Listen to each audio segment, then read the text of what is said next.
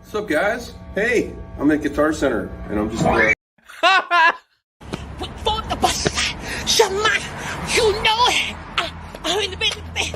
I'm ready to go home and do the work. Way on it. Say hi. Now I'm going to show you something that is going to totally blow your rocks off. Hi. How are you? Hello. I think you guys got a new band happening here. Hey guys. Oh, big go, huh? All right.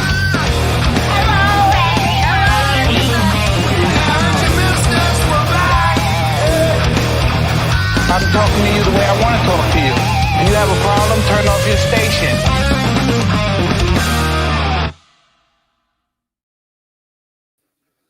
Surprise! It's about goddamn time. I came back up in this motherfucker one time, I say. Should I not use bad language? No, use it. Hang on. What is happening? Let me waste another 2 minutes of the show by doing this.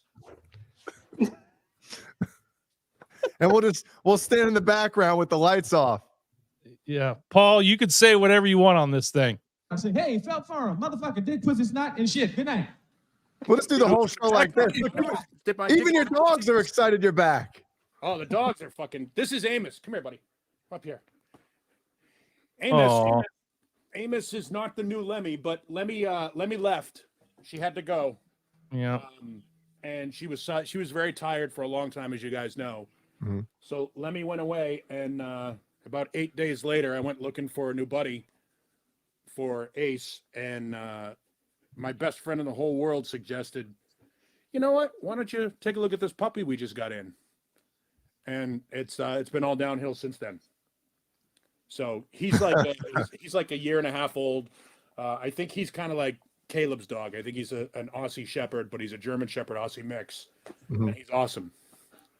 So, dick, pussy, snot, and shit. Good night. I say, hey, felt firm, motherfucker, dick, pussy, snot, and shit. Good night. Suck my dick. Bye-bye. We should appreciate your language. I think you should have a coke and shut the fuck up. Should we just leave it like this the whole night? What do you think? No. No. Paul will never come back on again. No. What do you mean again? I'm not here now. This is AI. We AI'd Paul. He's going to be pissed. You what? I said we AI'd Paul. He's going to be pissed. I'm going to be replaced that way at some point. I like the Christmas beard you got going on, Paul. Looking good. I grew this. This is how long? It's been almost a year since we hung. Yeah. I was watching this. I started growing this about a year ago. I was watching The Boys on Amazon. It's if you haven't watched, if anybody's never watched The Boys, it's the fucking greatest. It's just so fucking good. And it's a superhero show, but not really. If the superheroes were assholes. But I was watching it and I looked at Carl Urban and I was like, man, I like Carl Urban and I like what he's doing with the beard thing. So I'm just going to stop shaving for a while. And then once everybody saw it, they were like, wow, this looks really good. This looks really good. And then of course, oh, I like you with a beard. So I guess then you got to keep it. Now. So I guess I have a beard now. You got to keep it. See, Yeah, isn't it weird the difference between men and women? Like, we'll do something. The girlfriend or the wife will say, oh, I like that. And we fuck, well, all right, fuck it. We're keeping it. Girl does something. I like that. They fucking change it. It's like, no, what are you doing? Yeah. They don't give a fuck. No. No, my favorite part is the key to every good relationship is communication. Yes, I agree. Communication. Hey, what's going on? Nothing. I'm fine. Good night.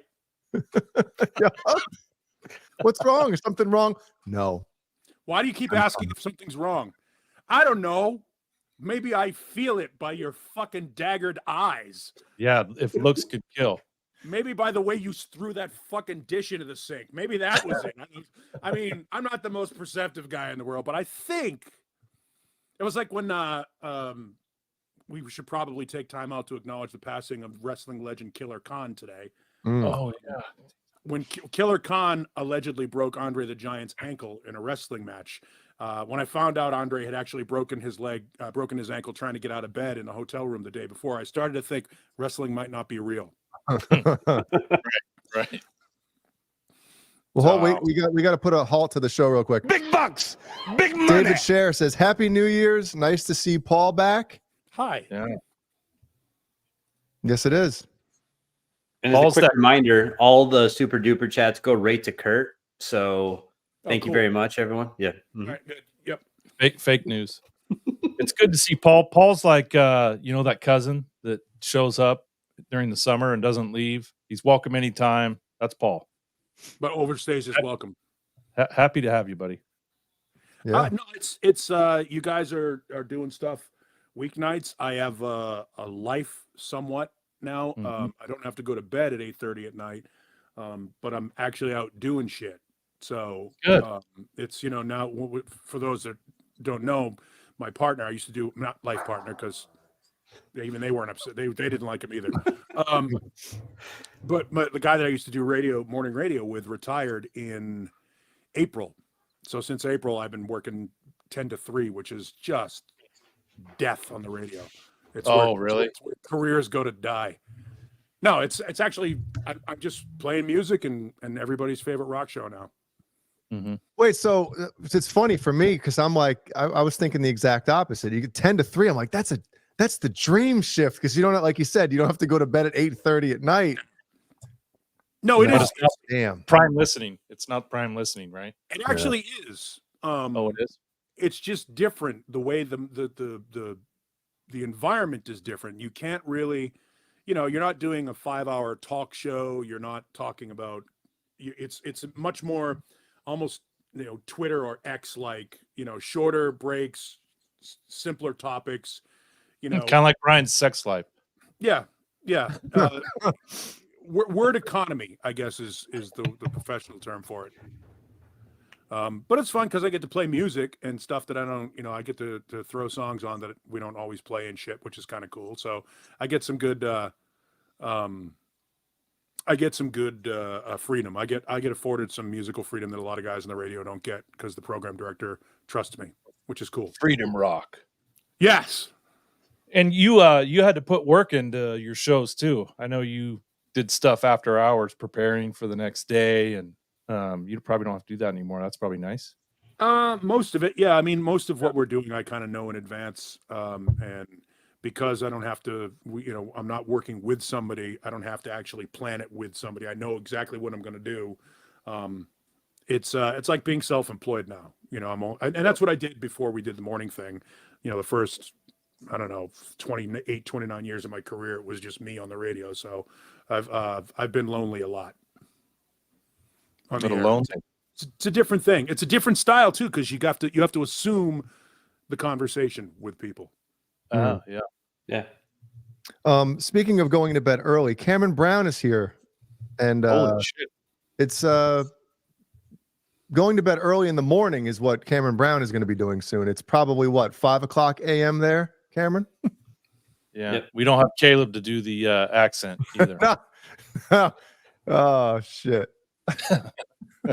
Caleb's doing voices now. Of course. That's of course. Great. OU812. Make sure you check out his channel on big money Thursdays and Sundays. He says, I'm broke after Quentin James super chat yesterday. I think he bought Quentin dinner at Long John Silver's.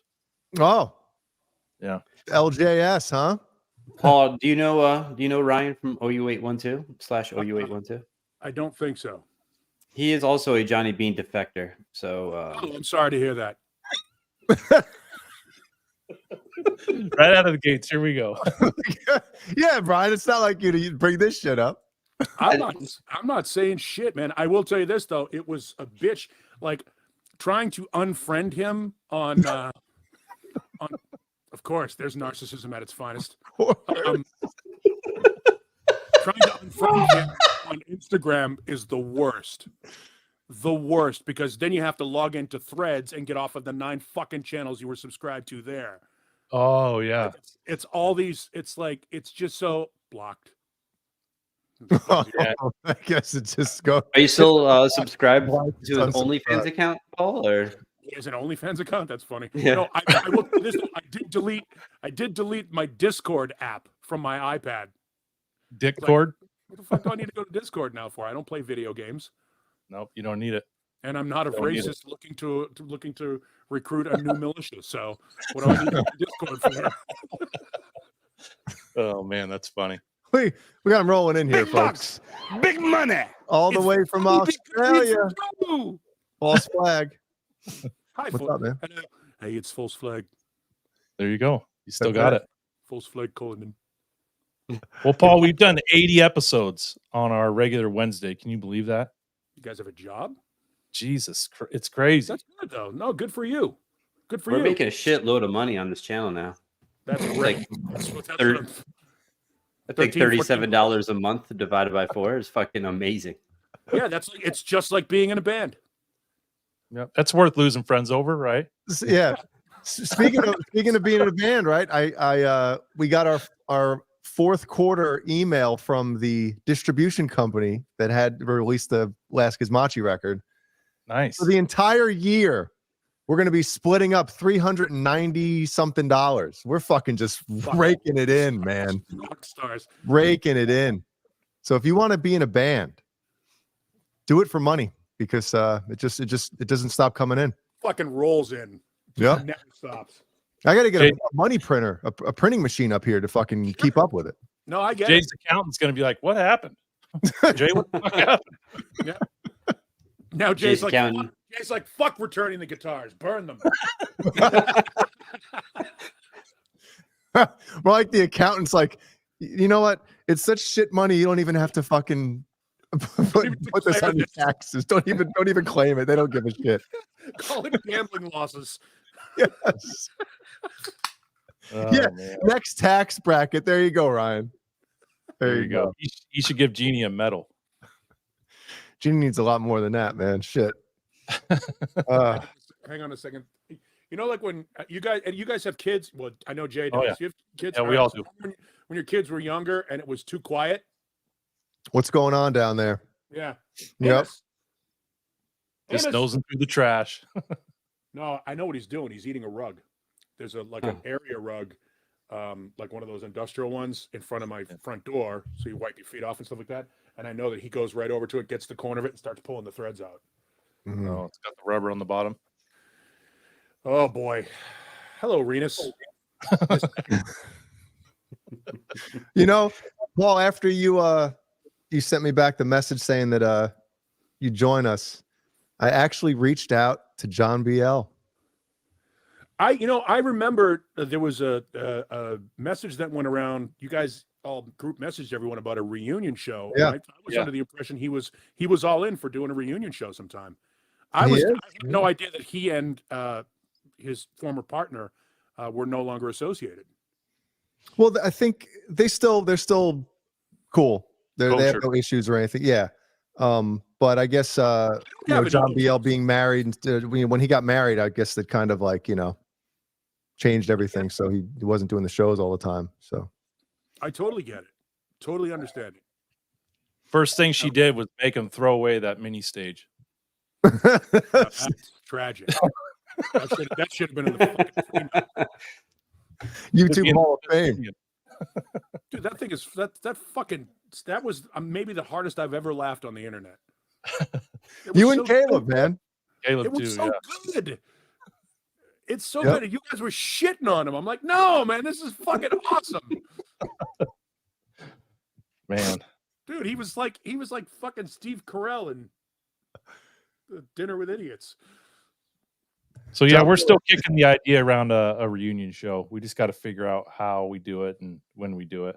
So I think it'll be fun. And everybody's got to, it's got to be respectful. Yeah. Well, John BL did say that he wants to be careful. He doesn't want to come on if it's a shit slinging show. And I was like, no. I was like, we don't want to do something like that. If everybody comes back, we'll talk about the good shit. No, and look, I still don't have a problem with him at all. I just like making fun of shit and making fun of colored lights changing. And, you know, and his cat bringing in fucking rodents. I mean, that shit was funny. great. That shit was great. I think my favorite show was the one where he drove down to the shore with his wife in the passenger side, and she yelled at him, and it got a little tense for a second, and it was all happening live. And he went down to show us the luminescent shells or something like that. Yeah. And he turned his camera on, it's just fucking black. And he's like, look how beautiful it is. I'm like, sure. We can't see shit. That Paul, Jay and I were talking. His car battery that night. Oh yeah. Those are Jay good and I were times. talking about having Texas Joe on for the reunion show and just have him in the corner and say, "Hey, Texas Joe, you're first," and we just mute him and just have him sit there and talk, and no one could hear him. He won't notice. He wouldn't notice. We'd have to have like a parakeet skeleton and have that over somebody's shoulder. Too soon. I'm not trying to be a dick. That fucking bird was awesome, but I know he's gone. I almost just spit all over the. Did you? He's gone. He's no longer flying in this world. He has ceased to be. Hello. Let's get focused in here, boys. Everybody focusing in here now. Don't you get I always balls? picture the Dumb and Dumber kid. Pretty bird, pretty bird. Oh, With the duct tape. By the way, I'm only 2 episodes into this season of Letterkenny, and I can already count 4 ripped off Trailer Park Boys jokes. oh no shit. Yeah, Really? and one great fucking quote from Snatch. Mm. If you're watching Letterkenny, the second I'm not. episode, for those that don't know, there's a lot of wordplay in it, so it appeals to idiots like us. And there's one scene where it's fast rip roar and fast edits, and the Wayne drops a balls on perfect impression of what's his face in Snatch, talking about Brad Pitt buying a caravan without the wheels on it. And it's fucking awesome. He nails it, and it's so fast that unless you A, aren't high as fuck watching it, and B, hadn't seen the movie Snatch, you wouldn't get the reference. But it's so good. I'll check it out. I was high as fuck and got the reference. And so the last 17 minutes of the show was just me laughing. Well, speaking of Letterkenny, I started watching Shoresy a few months ago, and I messaged one of my hockey buddies that I used to play with up in New York, and I was like, dude, you ever see this? And I sent him like a clip of it, and he was like, yeah, Letterkenny. And I was like, the fuck's Letterkenny? I had no idea what it was. Oh, I'm like, I'm in reverse here. well, one of the things that is disappointing, and it's not a spoiler. It's just a disappointing facet of Shoresy. One of the things that I loved about Shoresy in Letterkenny was when he was reffing the kids' hockey games and he did the little fucking skate shuffle. Yeah, It's so fucking funny, and they don't do that because Shoresy's actually playing hockey as a member of a hockey team in this, and he's not the referee, so you don't get to see that. But the chirping is fucking outstanding. Oh, it's fucking great. It's so good. Yep. It's so good. It's a really good, and it's fairly accurate. You can tell those guys had played hockey. Yeah. It's pretty good. So if anybody's a hockey, even if you're not a hockey fan, if you just, into stupid shit.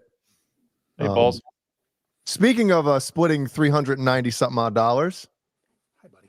Where is it? Oh, fuck yeah. There's Mike Mike Balls. What's up, balls? Daddy balls. Yeah. Hey, does anybody want to do a roll call? Because on a show that we literally just announced that we're doing, how many hours ago? Fucking 5 hours ago, 6 hours ago, some shit. Look at all the people here tonight. All right. It always defaults to me, so I'll do it tonight. Can't Drive 55's here. What's up, man? Charles Green, channel member. Ed DeBrill, channel member. Yes. Hellstorm, Hit Metal Works, channel member. What's up? James Gum, what's up, man? Good to see you. John DeShane, channel member. Mike Balls is here. Right under Mike Balls is Mike is himself. And then Mr. Mick. Ladies and gentlemen, he's alive. He's breathing. Nelson Rodriguez. Yes. 812, what's up, Ryan? Paulie Walnuts, fresh tattoo. Renus Pinkle. And then coming all the way from the Anal Amphitheater in Canada, the Stack Shack, Symmetry. Smitty, what's up? Smitty. The Anal Amphitheater. Wait, Buttfucker 3000 is here as well. And so is Bozique, if you didn't say that. And Some Dave Dude, Wall of Cries, Buttfucker 3000. Good. Charles Green. It's good. It's good. Glenn Danzig to come. Black Salami's here. They're still rolling in. Renus Pinkle. And then everyone else. Oh, R2, R3, locking And the rest. and the rest. And I don't see him in the chat yet, but we have a special birthday shout out. What the fuck happened? I don't know. Anyway, birthday shout out to Mikey Mojo. Oh yeah, he's out tonight with the fam. Brian, what are you laughing at? You'll say. What did we miss? We'll see. Yeah. All right. What is your chat like 20 seconds ahead of ours? It is. You guys are 20 seconds behind. Keith Campbell's not here. Unless his alter ego's here. Slippery balloon knot. Come on, you guys are mean. Speaking of balloon knots, we got Bookbase user here. Hey, yo, Paulie wants to say hi. Oh, hi. What's up? Hi. Paul, are you familiar with Uncle Laser? I don't know. I don't think so. Oh, Comedian.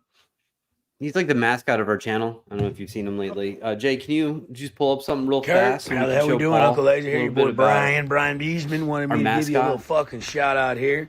Says you're a huge fan, which I fucking appreciate. I'm out here in Vegas myself. Says you've been spending a lot of downtime at the titter with very little luck penetrating panties. Well, I'm telling you right here. Listen, dude, that's a goddamn full circle game. You don't want to be at the titter looking for pussy. You want to go to your local bar, find you a fucking soft six, a chubby soft six, and take baby steps onto it, son. Unless you got a endless pocket of coin, you ain't gonna fuck them strippers. They ain't giving it out. You know what I'm saying? Or you got to find the ones that will. You got to key it in. Which ones are, been drinking a little bit. Which of them that probably are hurting and desperate for little greenbacks, a couple shekels. You know what I'm saying? But strip club ain't always the best place to get your ass laid now, son. You just go to your local damn beer joint down there, find you a one-eyed Wanda, and just take her to fucking Pound Town, man. Because if you just go in a strip club spending money is only getting titties in your face and not coming, you just ain't doing it right, old son. Now get with it or get gone. You know what I'm talking about? Be good, my guy. Sit the fuck down, man. You're moving too much. Disney on your fucking back deck there in Vegas. So if anybody is wondering where the Beesman name came from, it's that video, because he's never, what was that, the second or third cameo for him? He's never pronounced your name right. And that one, he just made up a new one, and now that's another nickname. That's a shtick, or if that's him. Oh, it's a stick. Can we take a fucking moment just to admire what's going on here? Oh, take a fucking gander here. He's just doing Kid Rock after he fucked Larry the Cable Guy. Yeah, there you go. They had a kid. I don't think that's a shtick. I think that's him on drugs. Well, it might be him, to the 10th fucking power or something like that. Like he's from Tennessee or Mississippi. Texas. Close. Just as dumb. Yeah. No, Texas is just as dumb as he. Look, you ask him where he's from, and you'll get a soliloquy, I imagine. Oh, I'm sure. Soliloquy. So Brian's going to see him next week, right? Next week. I bought tickets. I'm going to go. Ticket or tickets? 2. You and Brody, I'm taking him. Oh, yes. Are you going to hold on a second? Paul, Brody is Brian's son. He's 15. So you're going to do the Beavis and Butthead where you're going to have him put pubes on his face? I should.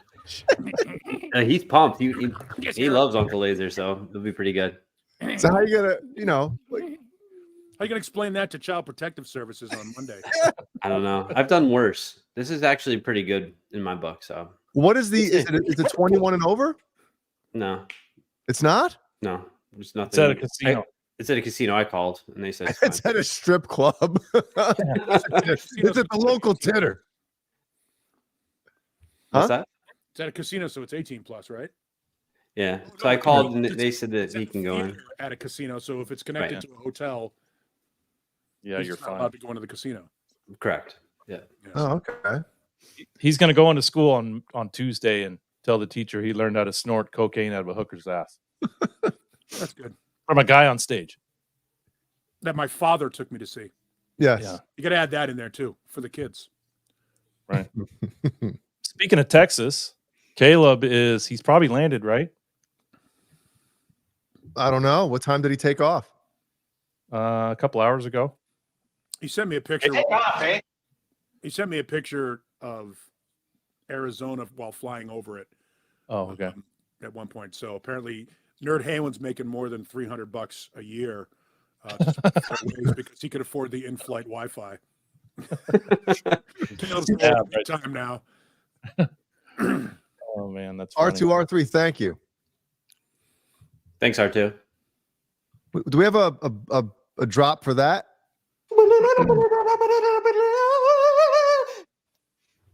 Maybe it's that. Oh. When did that pop up? What happened? I don't have the technical controls. We're being hacked. Caleb's got Wi-Fi up. It's Yes, 33,000 feet. He's timed in. Good for him. Yeah. No, it's good. It's good to see him go out and do those shows.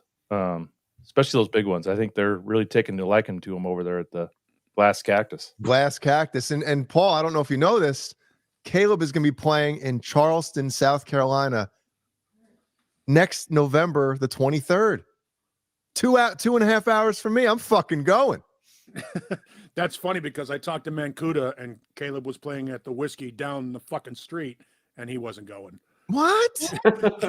He's like, I can't go. He's in New York, wasn't he? Yeah. Yeah. Oh, yeah, okay. He's spending months in New York now because his mom is old and somewhat infirm. Mm-hmm. And apparently really fucking annoying. Yeah, I showed these guys photos of him at the grocery store with her, trying to shove eggplants up her ass and holding carrots and stuff. The guy's just, he takes it to another level. She's the sweetest woman. She really is. She has to be. She has to be. Could you imagine? Oh, no. I mean, look, I can't imagine fucking dealing with him regularly. Can you imagine? By the way, he's been in her vagina. He's been and he wants to go back. Oh, I think the dog's got a door open. Shit. Oh God, that's too funny. I was just thinking of that for a second. I'm like, wow. Big bucks. Big money. She gave birth to him, and he still has it on the top of his head. He does. He does. Speaking of Texas, Von Erich movie Iron Claw today. Then went home and binge watched old Von Erich wrestling matches. Is it just me, or are those old 80s matches cornier than I remember? They're corny, but there's still some magic and what other word would you use for that? Passionate.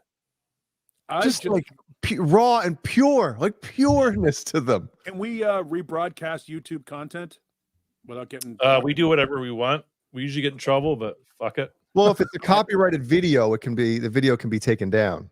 I would like you to, if you can find it. It is. I know I can, but I don't have the ability to rebroadcast it. But one of the greatest, if not the greatest, wrestling match ever in the history of professional wrestling is on YouTube, and all you have to do is YouTube Don Morocco meatball sub. Well, I've heard this story. I've heard it. In the middle of it's a Saturday, UHF TV wrestling show, and the Magnificent Morocco is wrestling some jobber. And during the middle of the match, Captain Lou Albano comes up on the side and feeds him his lunch. In the middle of the match. So and this is fat Morocco, Magnificent Morocco, not completely steroided out Magnificent Morocco. So he's just mowing down on a meatball sub while beating the shit out of this guy. And McMahon and Patterson are doing the play-by-play, like legit. Like, well, there's nothing in the rule book that says you can't eat a meatball sandwich in the middle of a wrestling match. It's very unorthodox, though. See, if it's WWE content, we get fucked. Because remember, we showed a GIF of the who is it? The Shockmaster clip. Yeah, when he fell. It was just a GIF. Yeah. And the video got taken down. We had to edit it out or something. WWF don't fuck around. Do you know who the Shockmaster was? Yeah, wasn't it Tugboat? Right? Yeah. There you go. So is it? See, he's got a mouthful through. of food. Gives him his drink. Yeah, he hands him his drink. That's me as a pro wrestler. Meatball sub. It's really fucking good. False flag. We were going to show it last week, the new 44M cameo, but there's areolas in the video, so we got to have my brother-in-law Jimmy edit it out a little bit. But he was down here on vacation. Actually, just left today to go home, so I'll have him do the edit. We'll show it next week. But we couldn't post it because there's areola the size of Jay's face. That we show Paul block out yet. You can instant message that to me though. I saw a couple of earlier ones. I don't mean that in areola because the early areolas before they were as big as pancakes, flapjacks. Early areola is my favorite emo band. Here, I think I have it. Let's have the other one, the previous one. What you don't see at the end of that great wrestling match is Captain Lou Albano slipping on a piece of the meatball sub that had fallen on the floor. He falls on his ass, and rather than reshoot the scene and stuff like that, they're just like, fuck it, we're going to leave it in. And you can see Morocco's got a mouthful of food as he's walking to the back, and he's cracking up laughing because they fucking do it. That's hilarious. Anyway, so I have to go watch that. It's probably better than the Iron Claw, which I can't watch without, there's an annoying graphic in the middle of mine because I have a very legal streaming service that I'm watching TV through now, and it says the Iron Claw cam with a frown, and it's some asshole in the theater with a fucking camera, but he also superimposed his, it's got to be like Hindu or Punjabi website, logo in the top. I only know what Punjabi is because it's one of the languages that I can watch television in on my very legal streaming service. That's funny. Paul, what would you do with those fun bags, huh? Take a flashlight to them, and they light up like a jack-o'-lantern.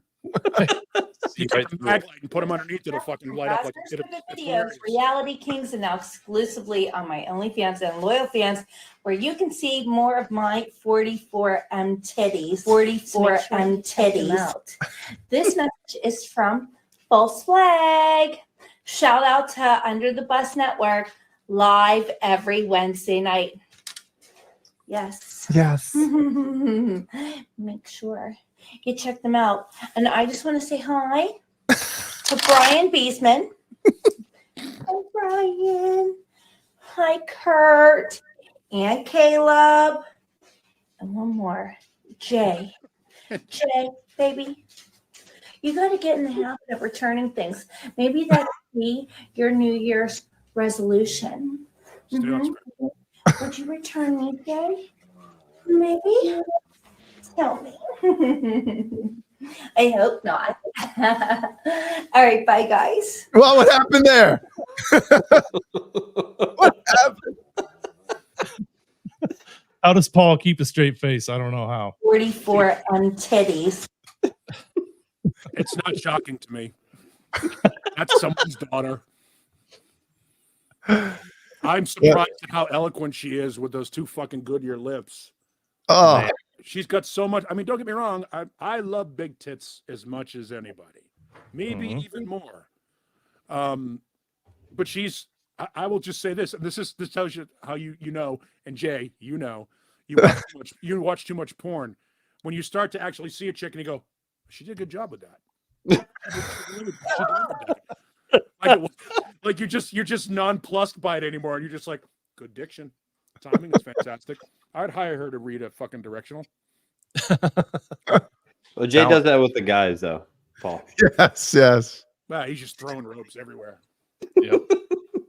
lassos all over the place. Hey, we got 65,000 watching right now. So thanks everybody for hanging out with us on this almost New Year's Eve. New Year's Eve squared. Thank you, everyone. Are actually watching. I can't believe people are watching either. 65 people. Wow. Yeah. It's all because of you, Paul. We'd have about 16 if you weren't here tonight. Cool. So it's true. If I were that cool, I'd have different colored lights around me. I seen Paul's name in the chat like 38 times already. Holy shit, Paul's here. Paul's here. Oh God, Paul's here. Put on an APB. Paul's here. I wish I were that fucking cool. God. Well, you mentioned the lips thing, Paul. You know, the tits thing I get. I totally get it. Right? No one's complaining about some huge knockers. But the lips, I don't understand it. And you see it all the time with the porn girls. Once they get past like the new girl that comes in, you know, and everyone's pounding her. After the first anal scene. Well, yeah, once they get to that second stage of the porn, next thing you know, they got the big lips, and it's like you just aged yourself like 15 years by doing that. Not everybody is Nina Hartley. Like Nina Hartley she still looks fantastic, and she's like in her 60s. For those of you that don't know, Nina Hartley is an old porn star actress that everybody would still nut over. I think when you get a girl like what's her face, they go with the big tits thing, and then they realize they've already shot every movie. So have you ever met a girl with big tits who can suck dick? I have to have big lips too now. And then the next thing you know, she's gonna have a fucking one of those things, suction cup things on her labia. So those things are no, you know what I mean? Like she has to, and then they just get freakier and freakier. Then they start putting frisbees through them, and it's like road cones. Whatever works. They start drinking out of glasses, and you're like smoking a cigarette out of their vagina. Yeah. What is that all? Yeah, I noticed that's another. By the way, in what world is spitting in the face of your sex partner even attractive? Don't get me wrong. Getting it rough is fine, but when you see a guy, he's got his hand right here up over his throat. He's like, I'm like, just Brian Beesman. And by the way, that's the nastiest thing that's been on her face. Like you watching porn, you're watching porn. She could be the pivot in the fucking bukkake circle jerk, doing the pterodactyl here. There it is. The pterodactyl. Well, like you could be sitting there watching that. You're like, well, yeah, that's acceptable. It's acceptable. Minute the guy goes, you're like, oh, no, wait a minute. Oh, hang on. Hang on. How big is it? That's not what I signed up for. I thought I was going to see some good, clean, solid, family-oriented bukkake. You can isolate that, and that's going to be in your intro for the next 80 episodes. We got to take somebody out. Paul, you can read this since he's your buddy. Wait, not yet. Big bucks, big money.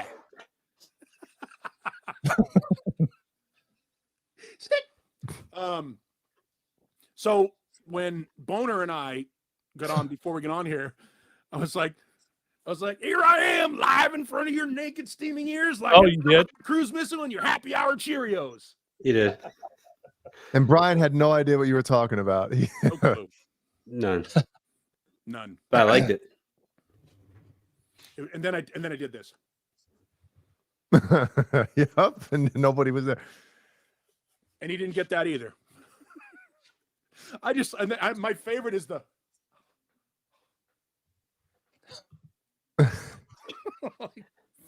Sideshow Bob. Very genuine. So thank you, Wayno. Wait a second. Is this true?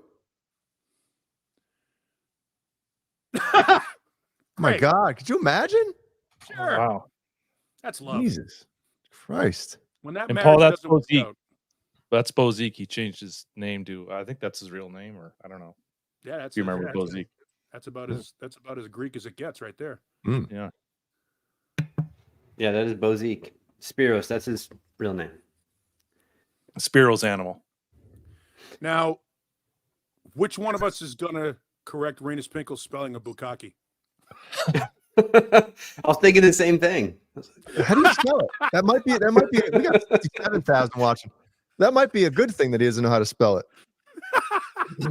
Yeah, he's thrown us all off of the path. He's never heard of it before. Yeah, what's that? Right. What is that? It's like it's like I guarantee you this is going to come up at some point, and I'm sure Kurt has already dealt with it with younger kids. Dad, Pat has a new bike. It's awesome, but I don't want one. But Pat has one. I just want to let you know that's what the misspelling of bukkake is. It's the adult equivalent of bukkake. Yeah. The hell is he talking about? Oh, man.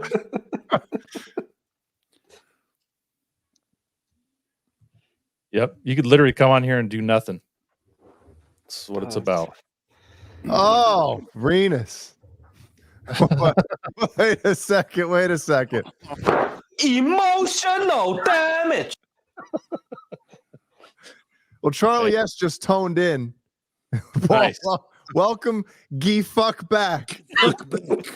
Give fuck, look at him. He's here. What do you think? This is some type of Jedi?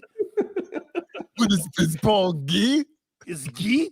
What is this Gee? What's he, a hockey player in Montreal?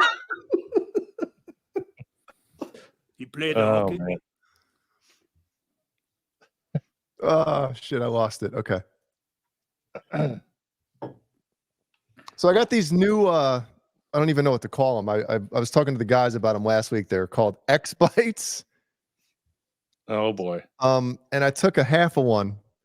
And I don't know if I should have. I'm fucking losing it. I think you should drop another one. Just fucking get nasty. I'm on a grape thing now. That's it says get serene or be serene or some shit. Like yes, serenity. That's what I want. Serenity now. Give me drugs. X Bites, my fucking X-Bites, god. They're great. You know what's Is better that than that? X-File? Though? Get the zips. What are zips? It's sips. It's basically 100 milligrams in a little fucking bottle. You're only supposed to do like shots of it. You're supposed to let it touch your lips. You don't even drink it. 5-hour energy. Right. It's like that. And you're only supposed to like do like a cap full of it.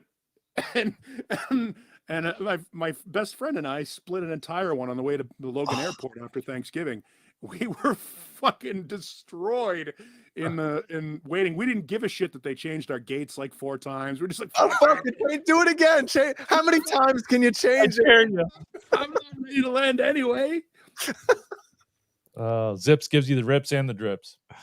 Yeah. Oh my god. No thanks. But Zips is, it's what they have at the After Hours Club in Letterkenny. Oh. Is it a raid right now? Or are we being raided finally by Fruitcake Tony, I think? Panty raid? Yeah. I love panty We raid. already had one of those. So yes, hello, Patty Dill. Wasn't there a panty raid in the Instagram chat? There was a group that became the Panty Raiders. There was. I'll be right back. I gotta let the dog out and grab another edible. All right. Oh shit! See, he's in it to win it. Yeah. Hey, Paul does look good with that beard, man. Yep. It does.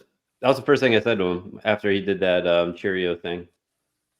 So Jay, there's a Instagram group. You know how you can group together, 5 or 6 people in the chat. Sorry, Tim Dave, dude. Thank you very much. Mm-hmm. Sorry. And Brian gets into the Instagram page. I'm trying to decide if I should give him that power now.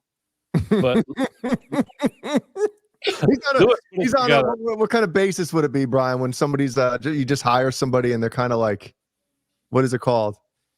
On retainer? Not retainer. No, like when they're just starting out at a job and you don't want to give them full power. Probation? Probation? All right, never mind. Fuck it. Just keep going. So and Lewis put it together, and it's Van Halen Bros, and it's like a bunch of Van Halen like fanatics. And one of the guys is Phil X, the guitarist from Bon Jovi. And Brian gets in there, he's like, Van Halen Bros, a bunch of faggots, and he changes it to Panty Raiders. So everyone in the chat's like, who changed the name to Panty Raiders? You did? It was great. I might like it a little more right now than I did 5 minutes ago. I changed the picture and I put Dimebag Daryl instead of Eddie. So, wait, what group is this? It's on our Instagram page. It's like 8 or 9 people. Phil X was one of the members. Yeah, he's one of the members, and he talks in it all the time. we have control over that group. Mm-hmm. No, if you're in a group, you can change the group name if you're part of the group. Oh, okay. Panty Raiders. Is he still a member? Yeah, oh yeah, he's still in there. That's good though, because he's some of these guys. Oh, fucking, it's fucking stupid. They end up quitting and shit. So I didn't know that Phil X was a part of the group, so I just did it to fuck around, and I sent it to Kurt because I didn't want to say anything to the guys, knowing it was me. And Kurt's like, "Do you know Phil X is part of this group?" I just fucking lost it. I was dying. It's like, that's great. Then you see Lewis will write in there. He's like, "Who changes? Who got to change it back?" He was like all concerned. Before Phil X, our only member, quits. Oh, that was good. What you missed is on Instagram, our Under the Bus channel is in this Van Halen brothers group, and Phil X is one of the people in the group. Well, Brian, Phil X? Yeah, Phil X, yeah. Yes. And Brian, who gets on social media once a month, gets in there and he's like, "Oh, these Van Halen groups." So he changes the name to Panty Raiders. And everyone's like, "Who changed the chat name to Panty Raiders?" And Phil said that? No, but he's in it. So he saw it changed to Panty Raiders. No, but the funny thing is he joined after it was named Panty Raider. So figure that one out. I didn't really like Phil X, but I really do. He's great. When I first saw him, I was like, "Oh, this fucking bit." Okay. And then I was like, yeah, his smile, right? It's kind of him. Yeah. That's cool. And freaking, I also happen to own the one Triumph record he's on. So, oh no shit. Yeah, he was in Triumph. He was the guy that replaced Rick Emmett in Triumph. Oh no. Yep. Yeah. Here you go, Kurt. This one's for you. If you can read that real quick. Why, man? We have missed that famous nasal laugh. Paul, you have a record? It doesn't look like you have anything. Are those books behind you? What do you mean? What record? What do you mean? Just saying you have 5,000 behind you. I have, this is a couple thousand, and then there are 5 more bookshelves packed full like this. Damn. Yeah, I have some records. Just a few. Yep. Remember when Jason McNamara tried to fucking FaceTime Phil X on the show with us to see if he'll come on? It's like, dude, what? He ain't coming on our fucking show. He might. No, Phil's good. Phil's a fucking good dude, man. He's a great sense of humor. He's completely self-aware. He would. I don't know that he wouldn't do this. Yeah. He FaceTimed Brian Beesman, Monique. That's Brian Beesman, Monique, the guy on the bottom right. No, I just moved Paul. I know. So that's I know. This is Paul. We are old friends with Paul. Oh, yep. And we love him. A long time. Yep. I have no excuse other than I didn't want to do it. That's a good excuse. No, I have no, it's too long. We don't hang out as much as we should. By the way, everybody probably thinks I'm drinking. I'm drinking fucking Pepsi. What happened to the Pepsi Zero? That's what it You is. switch it up? Okay. It's just they've changed their logo so it doesn't look like fat people drink it. What does it say? 0 calories at the bottom? Is that what it says? Yeah. Zero sugar. It's actually it takes that's part of the, somebody pointed out early on in the show about weight loss. And I will tell you, there was a point, I think, when we first started doing this show that I was like 325 pounds. Now, for perspective, how tall are you though? 6'1". Okay. Yeah. See? But here's the fucked up part. At that time, I just didn't realize I was as heavy as I was. It was because I drink so much of this shit and I was eating too much sugar, and I just basically changed my diet and dropped like 75 pounds. I'm still 265 to 270 pounds at any given time, but I'm not a slight guy to begin with. But 325, when you're down on the floor petting your dog and you have to use like a table to get up, it's time to change. It's time to change your lifestyle. So that's why you're just when you're Go ahead, Kurt. I said you're just hefty. I'm not fat. I'm just big. Yeah. I'm fucked. Or when you're out of breath when you're brushing your teeth, you know that's a problem. Brushing your teeth. Yeah. You know, when you like lean over to tie your shoes and you get up and you're like, oh. So you gotta get the slip-ons, man. You know? Dude, you never think about tying your shoes or putting your shoes on where it used to be so simple and easy. And as you get older, it's a little bit of a chore. It has nothing to do with if you're in shape or not. It's just you just can't. It's your knees. It's your knees. That's what 20. it is. Your fucking knees, man. Yeah. You know? Playing with the kids and shit, getting off the floor. It's like you have to put, like Paul said before, push yourself like off a table. You gotta like push your thighs sometimes because your knees are fucking like, oh, I've been squatting for fucking 7 minutes. And now I can't even stand up. To take a piss, and it sounds like you stepped on a bag of Lay's potato chips. You wake her up. She's like, "What the fuck? You brought chips to bed?" Oh man, I've been doing one of these probably the last 2 years. Putting my hand up on the wall when I piss in the bathroom. It's like a handprint. I can show you. I have latex paint in this rental that I'm in, and it's got a smudge. I don't know why, but it just makes it easier, doesn't it? Doing the Han Solo pose to fucking take a piss. Frozen in what was he frozen in? Jizz? Carbonite. So funny. It started when you come black. See you, bud. You come home drunk. Oh, okay. When you're home drunk and you start, and it just becomes muscle memory, which is probably the sign of a drinking problem, because you come home drunk and you're like, all right, yeah, and that's your gig, and then the next thing you know, you wake up in the middle of the night, you're half awake, you're just as groggy as when you're fucked up. Yeah, it's like when you walk down the hallway, both hands out like this. And when you find out, that's when you find out that the house that you've rented for the past 12 years has latex paint in the bathroom, and if you put your hand on one spot there for a second, it creates like a wrinkle, like a sheet. Like I'll send you a picture of it. It's fucking hilarious. You can totally see where I put my hand above the toilet for the past 12 years. Oh my God, that's funny. How about when you wake up in the middle of the night to take a piss and you don't want to turn the lights on, and you start pissing and you realize that you fucking just pissed. Oh, you missed the toilet. That's why you're in the kitchen. you're in your yeah. That's why you have to learn this thing. We have to do male Kegels. You have to learn how to just drip here and there till you hear water.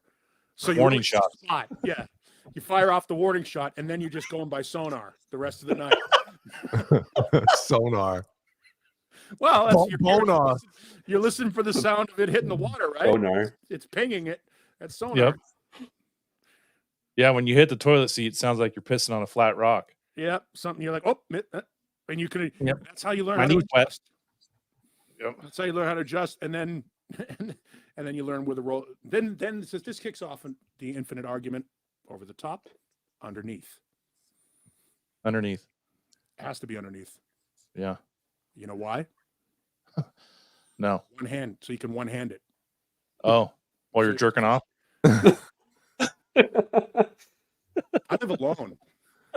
Well, luckily this doesn't happen to Jay because he'd pee sitting down, so we're good to go.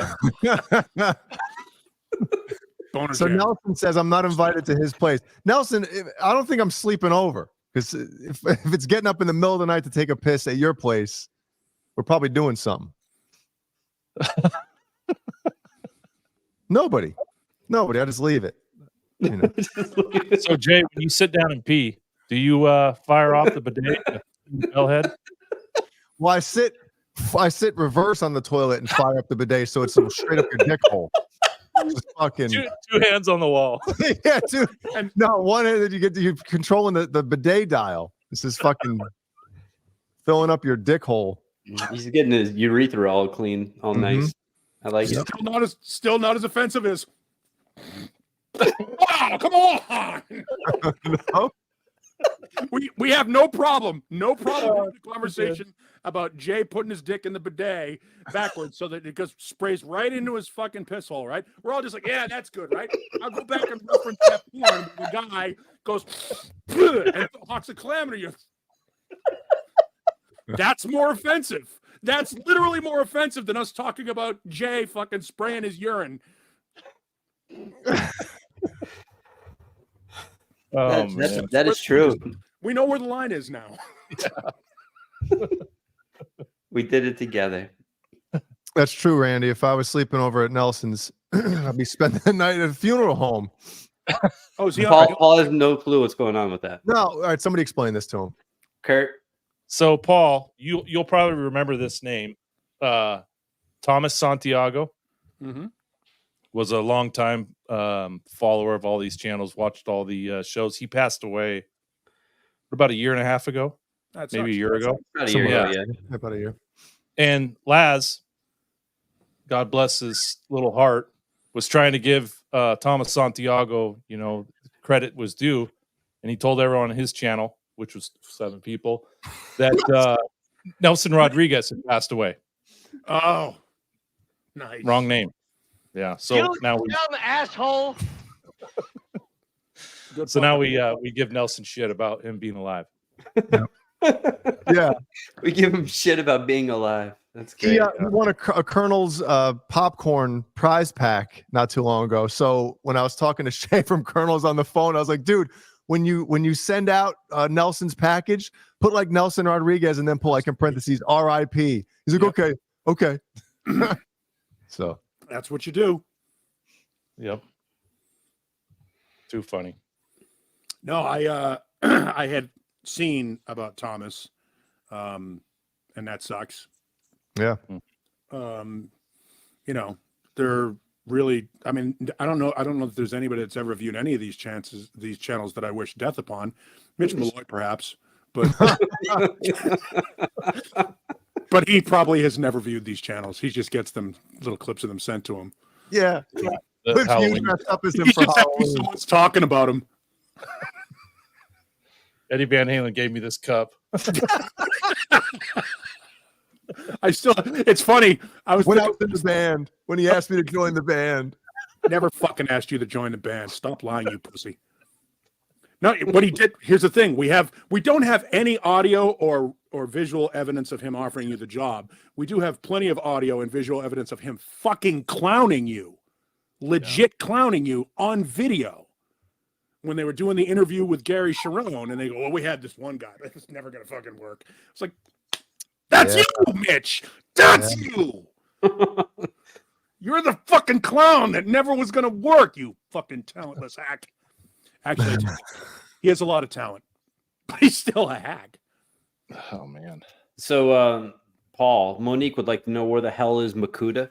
You know where he's Makuta. Makuta needs it.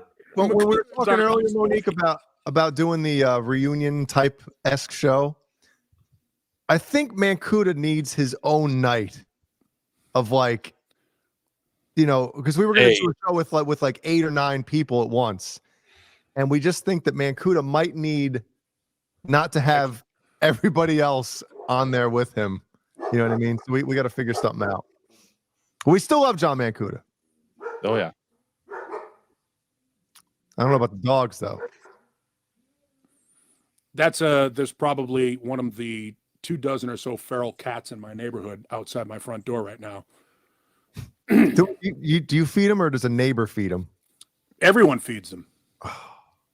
Everyone feeds them. I would rather have feral cats in my neighborhood than fucking roof rats. Oh, so they kill all the shit. They keep the neighborhood clean. No scorpions, no snakes. Scorpions. It's so weird to hear, scorpions. It's fucking. And by the way, cockroaches the size of your fucking thumb. You don't get those either because cats eat them. Tasty. So I don't have any problem with feral cats. I'm not a huge fan of the entire neighborhood smelling like cat piss. No. You leave your fucking windows in your car open one night. Next thing you know, you get in your car. The next day, the 110 new car. I fucking trade that thing right in. What, Paul? I said, one was in my garage for 2 days. He ended up in and off into one of like the alcove closets. And I didn't know it until the dogs went out. The dogs went out in the garage and immediately went for that corner. I was like, oh, yeah. There's a fucking cat there. Love dogs.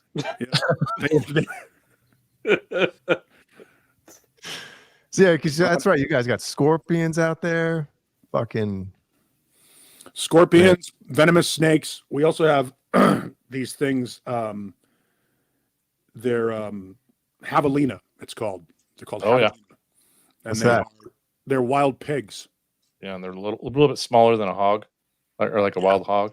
Yeah, they can get big if you get one of the females get pretty big. But yeah, javelina they're ornery little fucking things. It's like imagine a raccoon, kind of like a raccoon annoying. They get into all the fucking garbage. They get into and you can't shoot them. You can't fuck because they're protected. Oh, in Texas, they're wide open for shooting. Oh, are they? Yeah, they fucking think it's part of the charm of living in Phoenix, Arizona. They look like a pig, Jay, but they're not part of the pig family, which is weird. That is weird. Interesting. Yeah, they're like a rodent. Yeah. Well, that doesn't happen in the Northeast. We have bears that go through everything. Oh, we have bears here too, and mountain lions. Yeah, it's awesome. Yeah, don't try to compete with what fucking Arizona has. Arizona's like the Australia of America. You could stop at scorpions. I mean, what do you have to worry about them showing up in your fucking sneakers? Yes. See, fuck that. Yeah, that's like you can't leave your shoes outside. Like if you're at somebody's house, you step in shit, and you're at their pool, right? And you take your shoes off, and the shoes are on the deck or whatever, or on the picnic table or whatever, and you go in the pool and stuff like that. When you come back out, you got to fucking knock your shoes together and make sure there's no scorpions. They're yellow and golden actually, and they're really fucking annoying. We also have tarantula. We have tarantula around here, which are fun. 2 or 3 different venomous snakes, and Gila monsters. The fuck is that? Gila monsters, the little Gila monster, the big fucking lizard. Yeah. Looks like a dragon. Yeah, the Gila River is in Arizona. They're out in the fucking desert. Oh yeah. What do they do? Well, they have a venomous bite. Oh my God, man. They also have Habibs over there too. I got caught in one when I was there last time. Haboob, whatever it is. A boob? That's not bad. Getting caught in a boob, you know. Sheesh. 44 and titties. Yeah. Those titties. Tony, what's up, man? Shit will suffocate you. Fruitcake. What's up, Fruitcake? Tony raid about 20 or so minutes ago. Appreciate that. Thank you. Paul, do you know 40 Grit?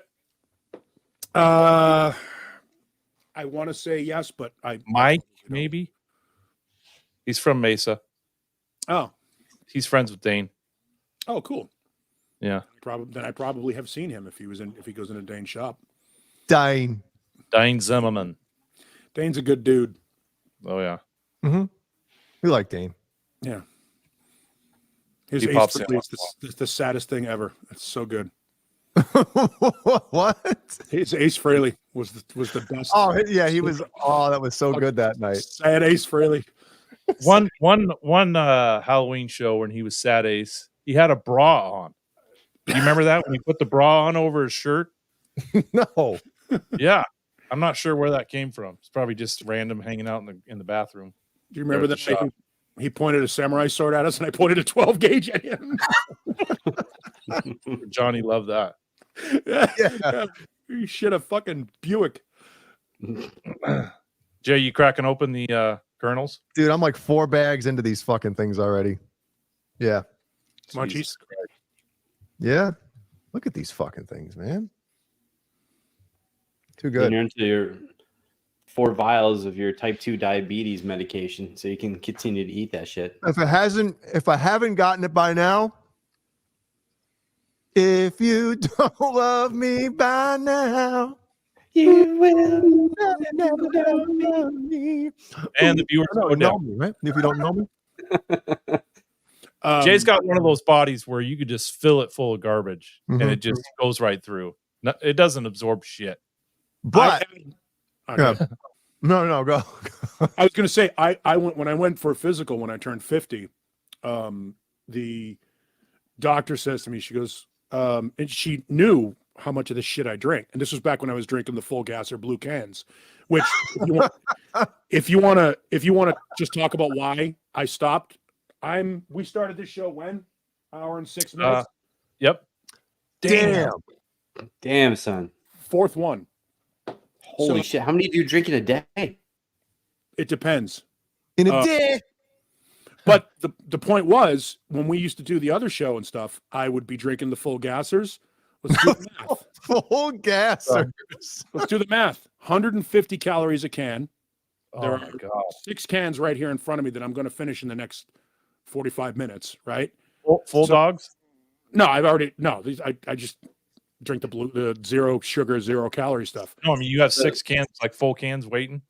No, I have drink? two in the hole to drink and one that I'm on right now and 3 dead soldiers over here. That's 900 calories.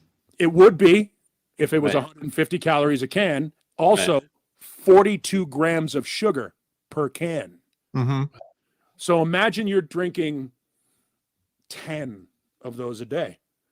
It's a lot. It's 1,500 calories of just fucking Pepsi. Liquid. And so you learn when you're 50 years old and you go to your doctor and they go, your numbers are all good. You're very healthy. And I'm really surprised about that. And I'm like, wow, that's great bedside manner, doc. She goes, no. Let me just tell you, your numbers are good. Everything is good. You're very healthy. But I'm not going to tell you to stop. She goes, but at some point, you're going to have to if you keep drinking it the way you are now, because your body's just not going to be able to process it. She goes, so you're going to get diabetes if you do. You're not even close to pre-diabetic now, but that fucking, it's like everybody gets one bottle and when it's empty, it's over.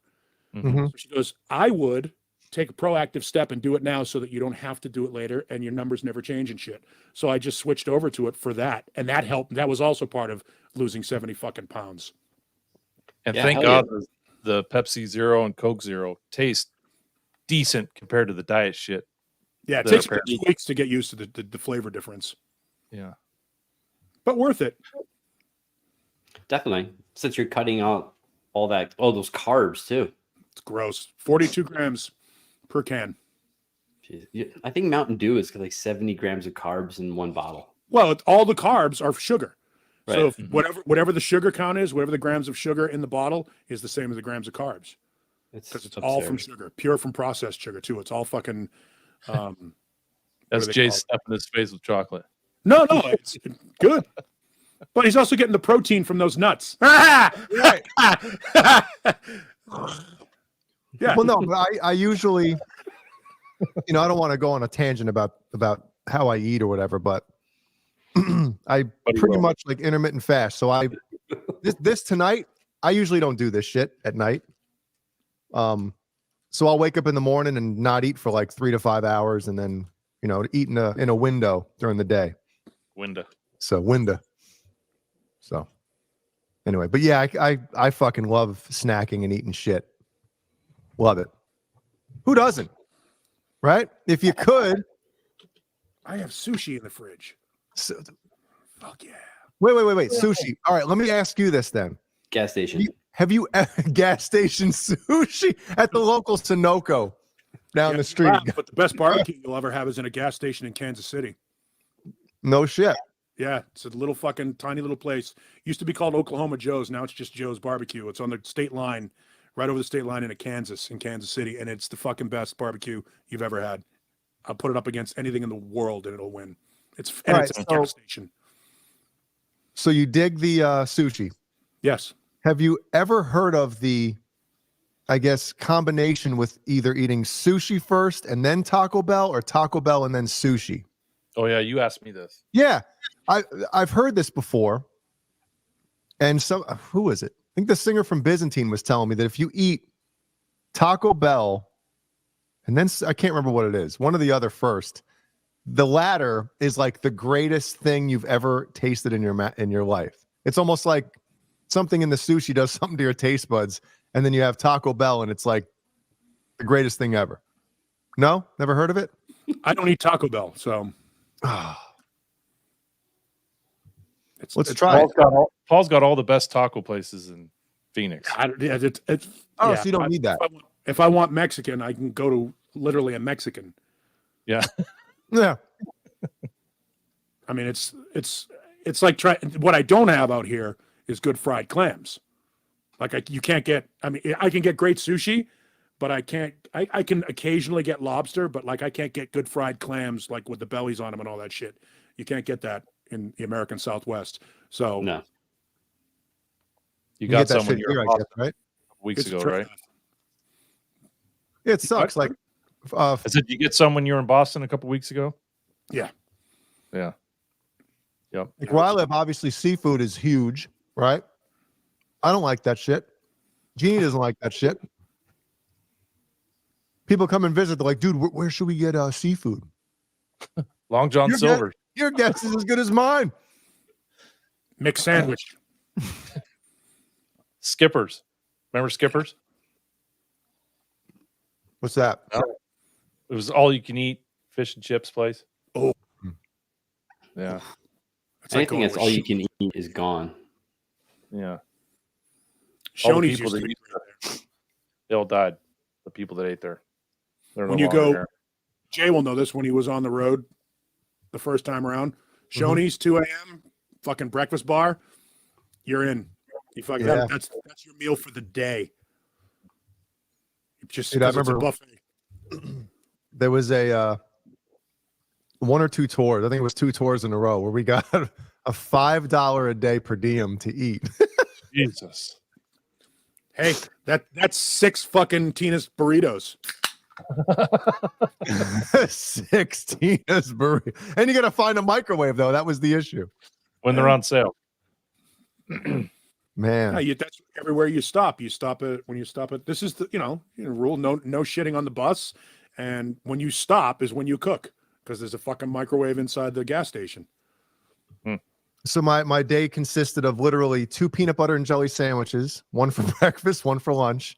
And then hopefully if you have a gig, you get pizza or a burger, supplied by the venue. Gotta get it in your rider. Man, and it's like, fuck. There were some tours we barely got a rider. That's how I learned how to survive on the road from fucking Jesse James Dupree from Jackal. That motherfucker knows how to run a business. They're all self-contained.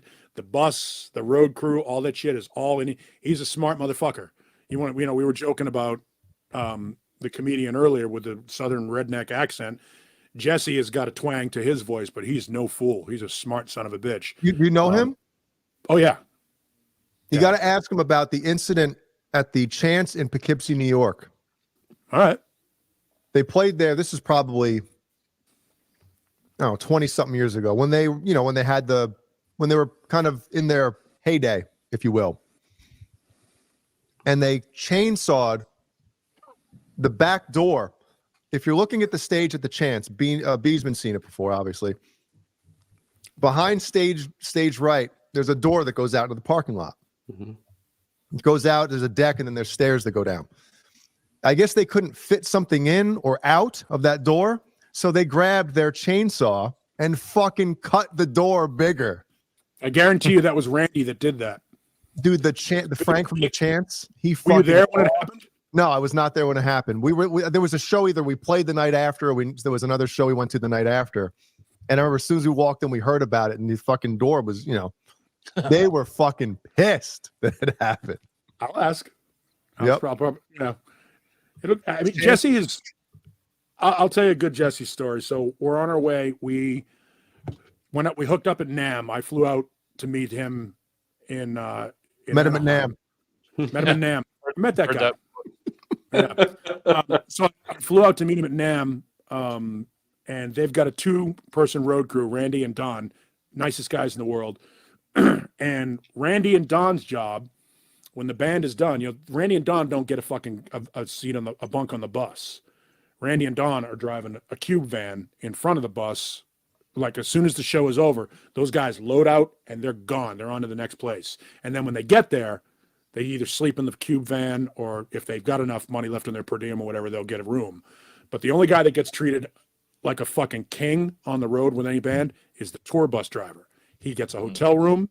He gets his meals comped. He gets a shower. He gets whatever the fuck he wants because he's got the band's lives in his hands 24/7. So Jesse's on the phone. We're on our way from LA down to San Diego to play. He's going to play a show.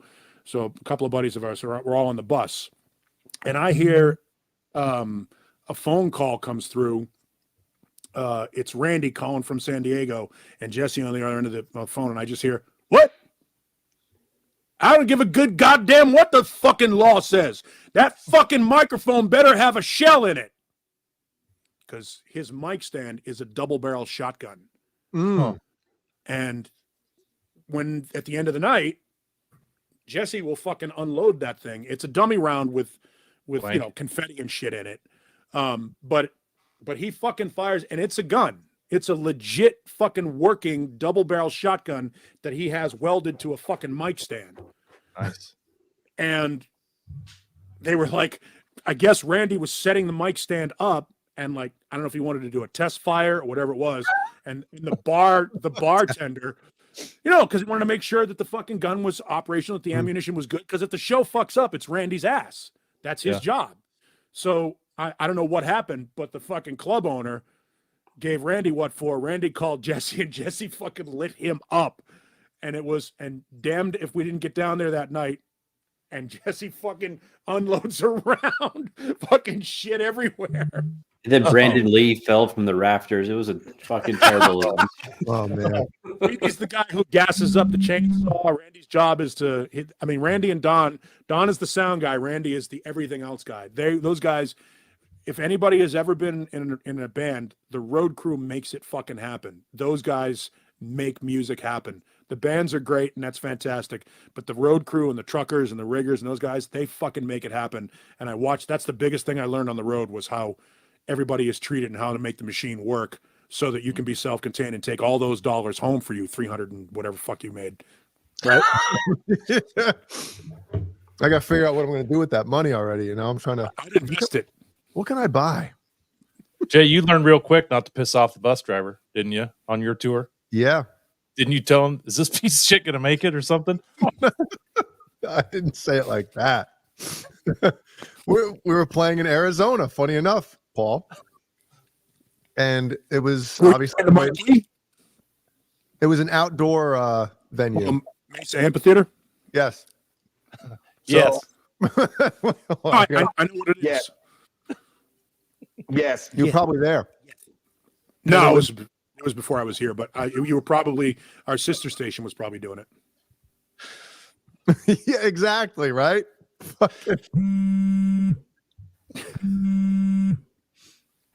So, anyway, what was I talking about? Pissing off the bus driver. Yeah, so we're playing in fucking Arizona, and it was hot as fuck out, and Paul knows this. You step out of the goddamn bus, and it feels like you just stepped into an oven. And the air conditioner kept shutting off. The brake or whatever the fuck. So basically it was hot as shit in the bus too. I remember sitting there saying something like, "This bus is a piece of shit," or something, or something along those lines. And I almost got beat up real bad. And did he own the bus? Did the bus driver own the that's bus? the thing. He didn't own the fucking bus, but that was me. That was my thing. Like, dude, this isn't even your bus. Like, we rented the fucking thing. It's not. I could see if this was yours, your pride and joy that you fucking dug out, but it wasn't. And he lost his fucking mind. Tenement on wheels. Yeah. Same guy, funny enough, later on in the tour, got almost arrested for soliciting a minor. Oh. Yep. Nice guy. The technical term is fingering a minor. Yeah. So, and I'm the asshole, right? That's what I was thinking. Oh God. Yep. Nelson Rodriguez just gifted 5 under the bus memberships. Oh, where do those go? Right into your pocket? We split it 4 ways. Nice. Yeah. And Caleb's not here, so guess what that means? Paul's a rich motherfucker. All 22 cents coming his way, saying cash money. Righteous bucks. That's right. Monique, he's currently driving. He actually might have arrived already. So he should be home. Yeah, he should be. Jimmy? Yeah. There you go. I saw something. Oh, Paul. Jesus Rapes Me asks, has Paul bought any new guitars? Jesus repes me. I've missed you so much. Yes, Randy. Very well done. I've actually sold a couple and picked up a couple, but mostly, just mostly Les Paul stuff. Yeah, I've sold a couple off, but nothing notable. I mean, I got a 2011, I think, Black Beauty Les Paul custom that I got that's stamped demo on the back of the headstock. So it was either something they brought out to a show or whatever. But the only difference between that and what you would buy in the stores, it's the pickups are uncovered and they've got the gold and silver poles. It's kind of neat. Good looking. Ooh, good looking. That's cool. Yeah. You still have the striped EVH? Yeah. You just watching the fucking price go up on that thing? Is it? What a great investment that was, Paul. Is it worth a lot now? I saw it out. Yeah. See, here's the thing. The only time I sold stuff, Van Halen stuff, was when I sold my Ernie Ball to Caleb, and I gave it to him for what I paid for it, and it was a total buddy deal. Yeah, it was a buddy deal. It was less than a third for what they were going for at the time. You know what I mean? But I haven't watched any of Guitar Values or any of that shit in a long time.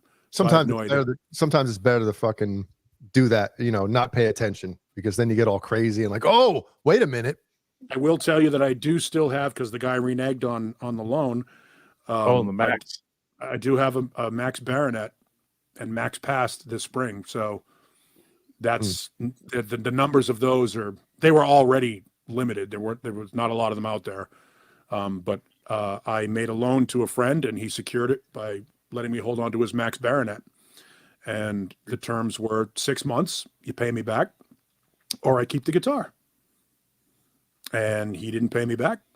So I kept the guitar. And if anybody wants to Google what the value of a Max Baronet is now, have at it. But I know it's worth more than. Should we do it live? Yes. Yeah, look it up.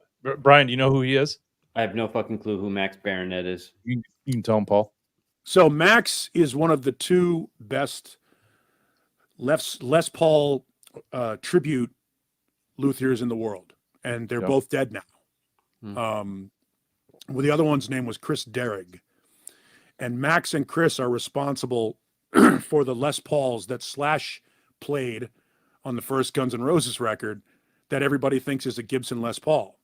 It's not. They're Fugazis that were built. Brought Les Pauls back too at that point. These were the guitars that literally created the vintage guitar market, because all of a sudden people wanted to buy old Les Pauls because they thought that Slash was playing a 59 Les Paul when in fact he was playing a guitar built by Max Baronet. His name is Peter Max Baronet, and Max owned a guitar shop in LA.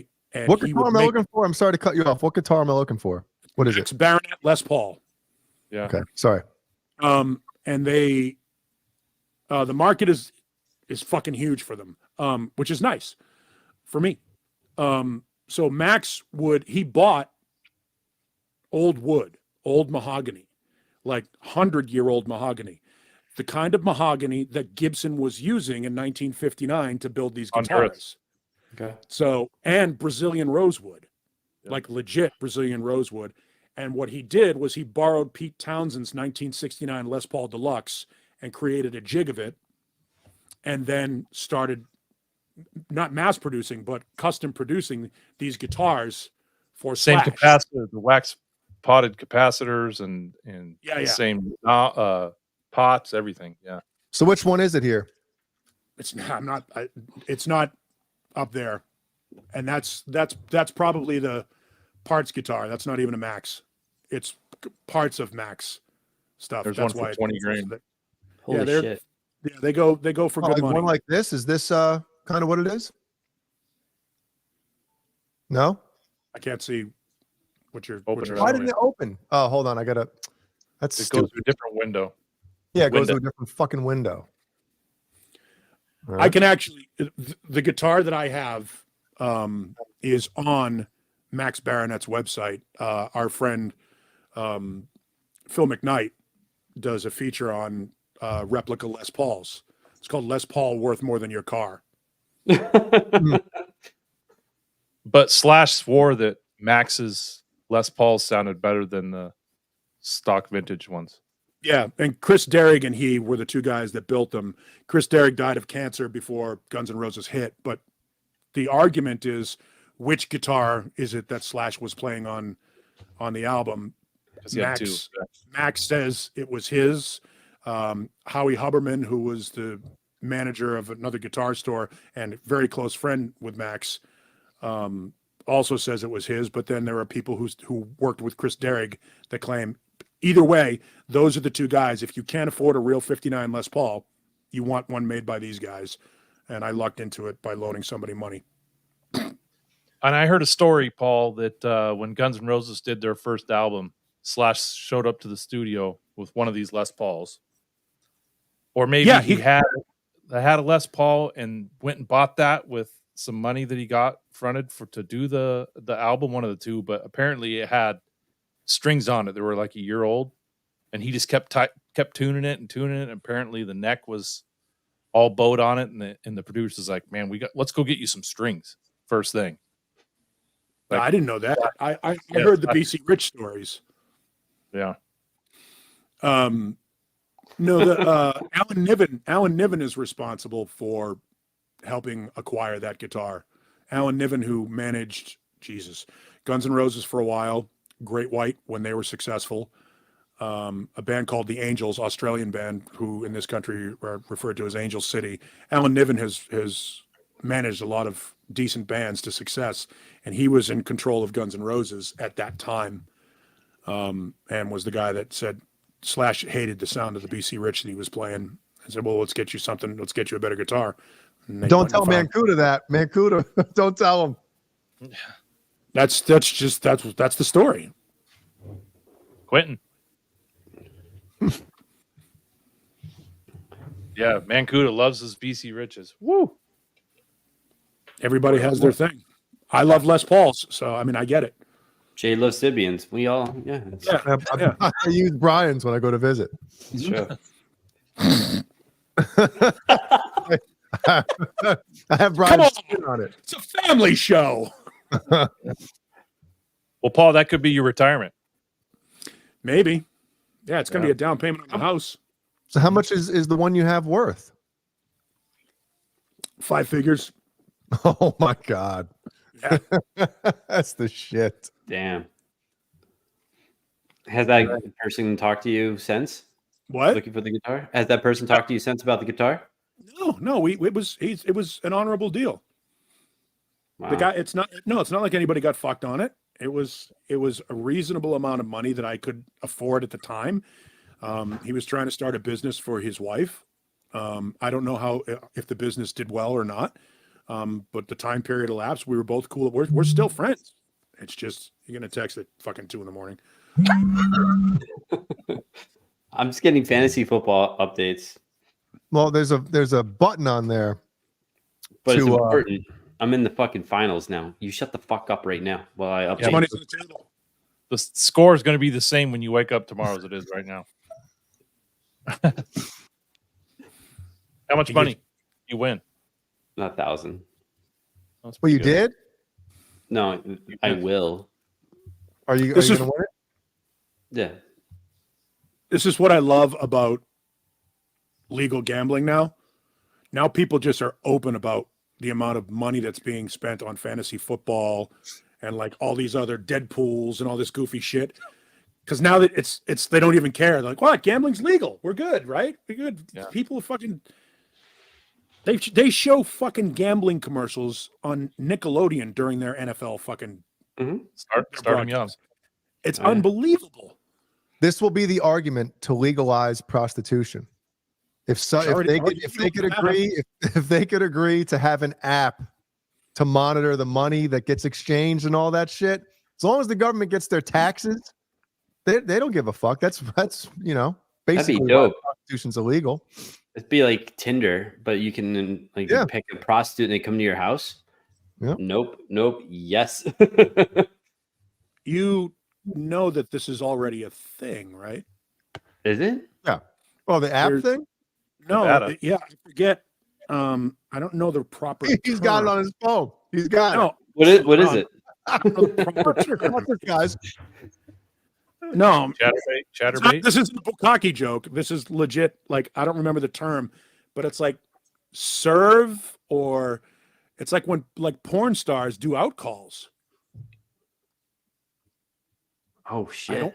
I don't know the name of the fucking terminology for it, but there's like a buzzword like serve or something like that. You know, does she serve? Or it's like a weird phrase, and literally there are websites, and you can go through their booking agent to have.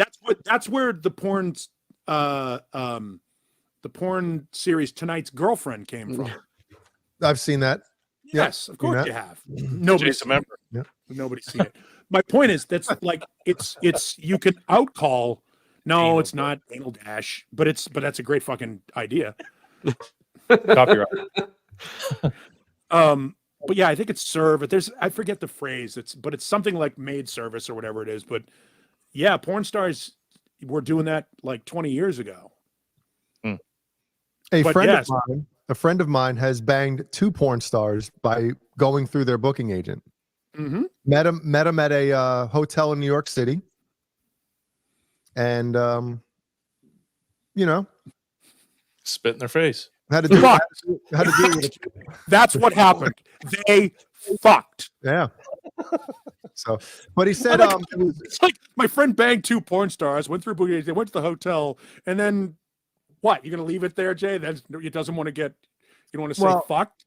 He said it was weird because the details on one of them, he said like their bodyguard was literally like right outside of the door. And it's like, how can you really, you know, with some big dude just literally 10 feet away behind the door? It's like when you're in high school and you're in the girls' room next to her dad's room. And then the other room watching football. None of you guys saw the movie Payback?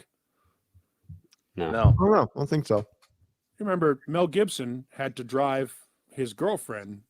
Oh, I Maria did see Belton. that. Yeah, drive her around. Your driver tends to be your bodyguard, and so anything that a hooker, like anytime a hooker goes to your house, unless you went and picked her up somewhere, make no mistake about it. There's a fucking boy somewhere within 50 yards of your fucking bedroom window, and he's armed.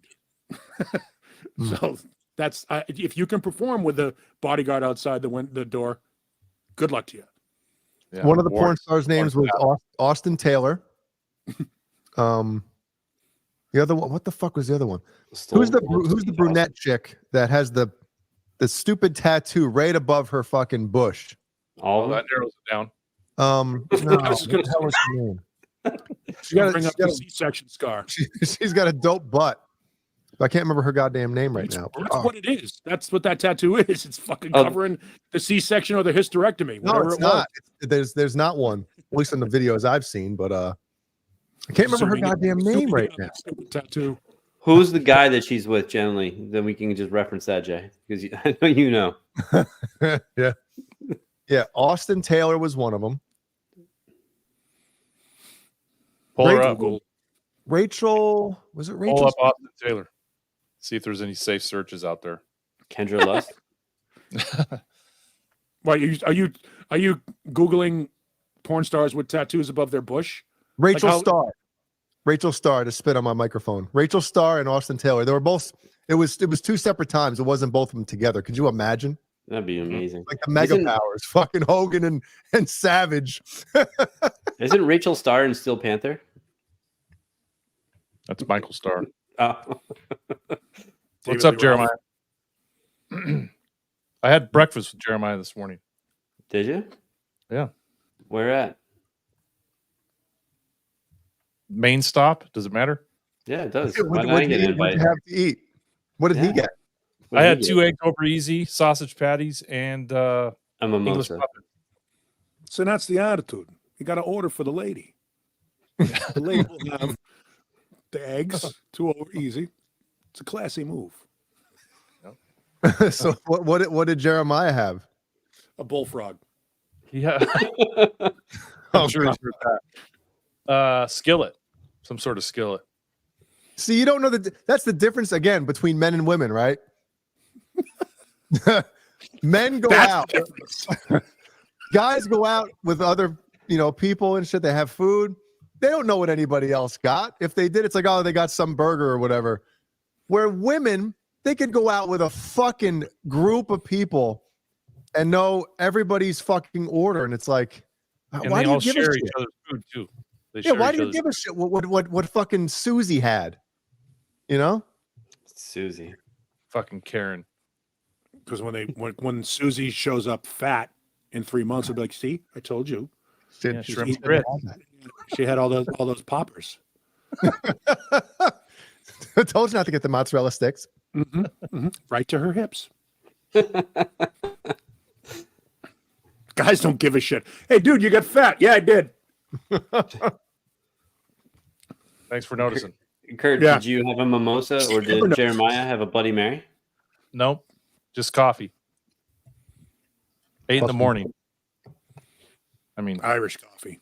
Bloody Mary at fucking 10 p.m. Brian Beesman.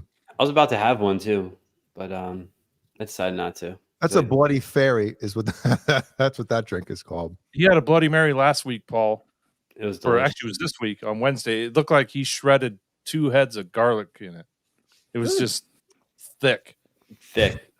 Chutney with horseradish. It was amazing. No, it looked like he went outside and like fucking scooped mud out of a puddle, and that's what he was drinking. A chum. That sometimes happens when I'm cooking a steak. I'll grab like the diced garlic, and it looks like I put fucking rice in the pan with the fucking steak. Oh, so good. I'm trying to find a picture of Rachel Starr to show you guys, but there's no way. Let's see.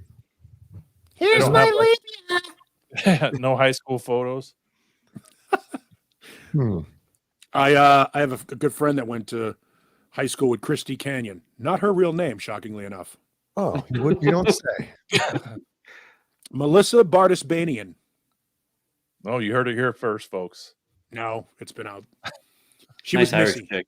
Missy Bardisbanian. Trust me, people know Christy Canyon from high school. Jesus. She opened up her canyon. Yeah, she was voted most likely to succeed. Was she a complete whore in high school? I would imagine she's a complete whore in real life. So, Man. When does it start, right? Daddy issues. That's the thing. It's like, man, you see some of these chicks too, and you're like, huh? Where does it start? Where does it start? Usually with the blowjob, and then it moves on to finger blasting, right, Brian? Of course. I like to start with that. Oh yeah, Kurt, what did you text me with today after I called you? I'm in the middle of something. I'll call you back. I respond with, I hope it's a blowjob. Man. Hey, did we didn't send out our Colonel's prize packs, did we? No. Okay. I'm gonna do it tomorrow. I talked to Shay. All we got to do is go on the website and purchase 2 e-gift cards. Okay. And who won them again? Tom Lean. Didn't he win one? And then Quentin fucking James. Quentin James. And then you can use the UTB 15 code as well. Right on top of that shit. Just double fuck them. Mm-hmm. Just double penetrate. Yep. We recognize our show sponsor, Paul, and Jay says, Colonels, their shit's good. Good. Oh man.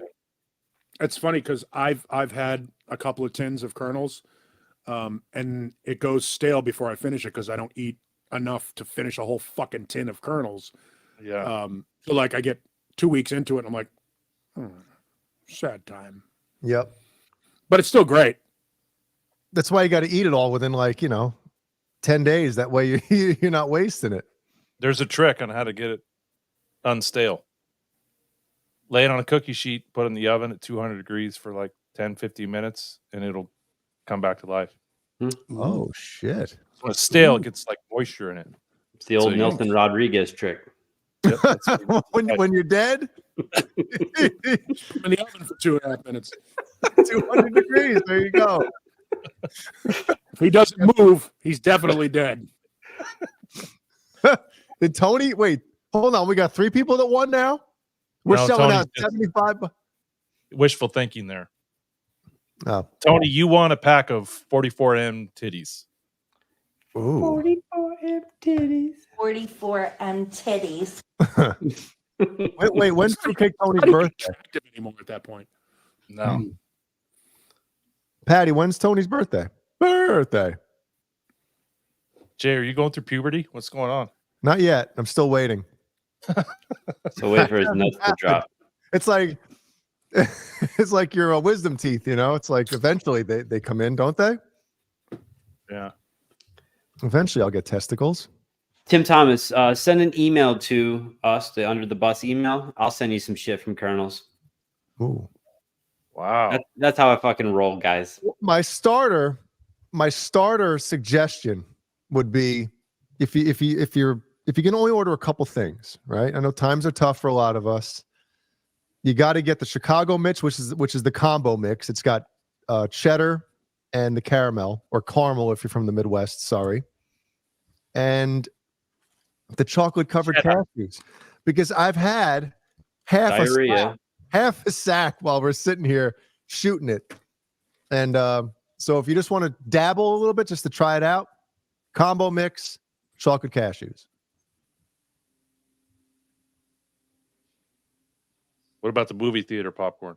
That's good too. If you're maybe a little more health conscious, the movie theater, which I thought the movie theater, that's got to be just loaded with Peter North butter on it, right? No, it's the salt. What is it? Sea salt and coconut oil. Yep. It's good. It's good. Jay Footcake's birthday is New Year's Day. New Year's Day. That's kind of a shitty birthday. New Year's Day. Yeah. There's nothing worse than Valentine's Day. That's the worst birthday. Is that yours? Uh-huh. That's what I thought. It's fucking horrendous. It's only good if you're not in a relationship. Brian hasn't been laid in 18 years. What's going on it? Oh, man. Mm-hmm. Colonels will give you explosive diarrhea. If you eat too much popcorn, it will give you explosive diarrhea. Paul, you ordered the candy licorice or something, right? Didn't you order candy from there? I got candy. You got candy, yeah. Yeah. There was some other like licorice stuff or whatever it was. That was like multicolored shit. It was great. Yeah. Multicolored crack. Kurt, if you could do me a favor, can you pull up our email? So Tim Thomas, he's going to email you, and Tim, I'm going to send you some kernels. Tim, why don't I'll just put Boner's email in the chat. That'll be easier. Oh, baby, you. No, we'll just put his credit card information across the bottom. Fuck it. Colonel's on Beesman. Thank you, Kurt. Less than that stupid guitar he was going to buy. What? A certain person was in a certain music establishment, and a certain other person was going to certainly buy a guitar out from underneath them. Oh, that would have been worth every penny. Fucking right, it would have been. I would. We're still trying to finagle that. Yeah, definitely. When that comes up again, that will come to fruition. Yeah, that's got to happen. Get the car just fucking online. We'd have to broadcast that on our end as well. We'd have to go live while it's happening. Oh. That would be too good. So good. That's like watching news on Al Jazeera. You get the truth. Oh man. I also like taking away a toy from a kid at Christmas after he opens it up, right? Give me that. It's like opening it up and getting the album you didn't really want. Oh, where is it? God damn it. There you go. That was pretty quick. That's pretty quick. Oh man. Don't we have a couple other pictures like that? Someone posted that on Facebook, and Steve Anderson replied back to commented on it and said blasphemy. He didn't agree with it. Oh, well, the funny thing about that is, remember when Steve Anderson ordered that CD off of like eBay or something, and he got it and he showed it on Saturday Night Live, and it was the version without him in it, without him on it. It didn't have the 2 extra songs. And Yeah. Steve Anderson blew. I don't know how much money it was, but you know. When I put that little picture together, Paul, it took me like 15, 20 minutes to find that album cover in Google. It was just buried in there. Next page. Next page. Really? Oh yeah, it was hard to find. My God. Yeah. So it's rare and really the valuable. Memphis Mayfire kept showing up. Hmm. And then of Not course this I'm sure the Mayfield 4 came up too. Yeah. Yep. The Mayflower. Tony says New Year's birthday is kind of cool. Everybody already partying. Sucked gift wise as a kid though, being so close to Christmas. Oh yeah, your parents were fucking, holding off on a couple gifts. Oh, we'll just give him this. This one's for his birthday. Yeah, we'll just give him this one for his birthday. Yeah. No. Thanks, Patty. If you guys can be so kind, please tap the thumbs up, subscribe, the usual shit. Hit the thumbs down. Comment some negative shit about Kurt's face. We enjoy it. That's great. I love that. An hour and 47 minutes into the show, you do the subscribe plug. Usually it's, hey guys, today we're gonna tell you how to unclog your garbage disposal. But before you do that, just hit that little bell right down there and subscribe. You can do that. It really helps. Facebook it doesn't monetize us anymore, and YouTube. So you have to do that. So the algorithm, it helps out our channel so much. Okay. All right. And now here's how to unclog a toilet. Now, if you go back on some of my old videos, I showed you how to fix a leaky faucet. But before we get to that, go back and timestamp that so you can watch that after and then share with friends. Meanwhile, It'll be right up in this corner. It'll be right up here. And if you don't think, if you have another way that you can unclog the sink, leave it in the comments below. Mm-hmm. And if your wife too took a big shit to clog the toilet, that's the reason. Mm-hmm. My favorite is when they Thanks, Tony. They label the time below where you can pass through all the bullshit and go right to the unclogging the toilet. Mm-hmm. Yeah, because sometimes it's fucking 10 minutes of bullshit. Yeah. Oh, kind of like this, right? I just love that YouTube no longer monetizes our show. What the fuck did you do? YouTube monetizes almost anything. Yeah, not this fucking channel. Because they get a chunk of it. Well, I heard something as well. It's like you're better off if you do try to monetize your content, because if you don't, YouTube has zero incentive to promote your channel if they're not making any money off of it. Sure. But every time, dude, I was scrolling through today, Kurt, our in our account, our YouTube page. There's only a handful of videos that we have selected to, for monetization.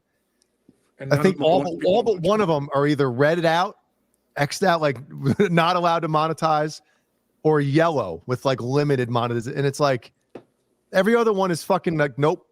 There's one green. Is that because you're putting copyrighted shit out there? It's either that or the content itself. We might, talk about shit on Boner's forehead, stuff like that. Yeah. For the kids. Yeah. Yeah. Oh yeah. I will tell you. I saw fucking social media posts about Cody Van Halen dying, and I was like, we have run out of shit to talk about. We have run out of shit to talk about. Did you see the one on Facebook where the guy said, "This is the saddest news I've heard since Eddie passed in 2000." Since Eddie passing. His Pomeranian. Yeah. That's where we're at. We're doing Pomeranian death announcements. Pomeranian's death announcements. Some channels in Santa Cruz are putting his name in the title to get the clicks.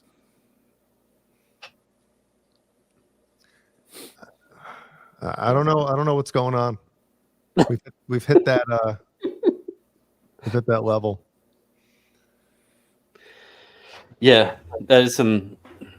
Look at all the people here tonight. See what happens when Paul joins us. And you get people who give a shit. Mm-hmm. It's true. He saved our ass. This show would have just been a travesty if it would have been the three of us. Definitely. Yeah. Wow. So, Paul, what are you doing for New Year's? I'm surprised actually it's quiet tonight because I don't know why, but for some strange fucking reason, everybody feels like they have to put on a fireworks display for every goddamn holiday that rolls across. Beirut. I don't. Yeah. This place is like fucking Afghanistan. It might as well be Gaza right now because every fucking jerk off meth head has decided, and I don't get it. If you're over the age of 13 or 14 and you're still blowing shit up, see a therapist. Knock it off. We have real guns here. We don't need to fucking shoot your little fucking sparkler into the sky. And by the way, it happened for the first time here at like 10:53 p.m. on December 27th. What the fuck are we celebrating there? Wow. So that's they went out and bought the shit and they wanted to try one out when they got home. That's what that is, right? Another one 38 minutes later. Fuck. Steve Carmichael. Steve Carmichael. Good to see you, man. Yeah. So yeah, that's my guess is I'm going to be trying to keep the house as loud as possible. I may actually take the dogs and go over somewhere else that, is a neighborhood that doesn't have meth heads living in it. Remember a couple of years ago on New Year's, I went out with my fucking Glock because I was like, what the fuck is all that noise out there? Yep. Yeah. How's the new pup with the bombings? He's okay. Chill. He's pretty fucking chill. He's pretty chill. He's a good dog. The amazing part is, for those that don't know, I rescue, and a lot of people rescue dogs. But the thing you don't think about when you go to get a dog or you go to do this rescue dog, and you find the most amazing fucking dog, and you're like, this is so cool, and then you realize some shitbag gave that dog up.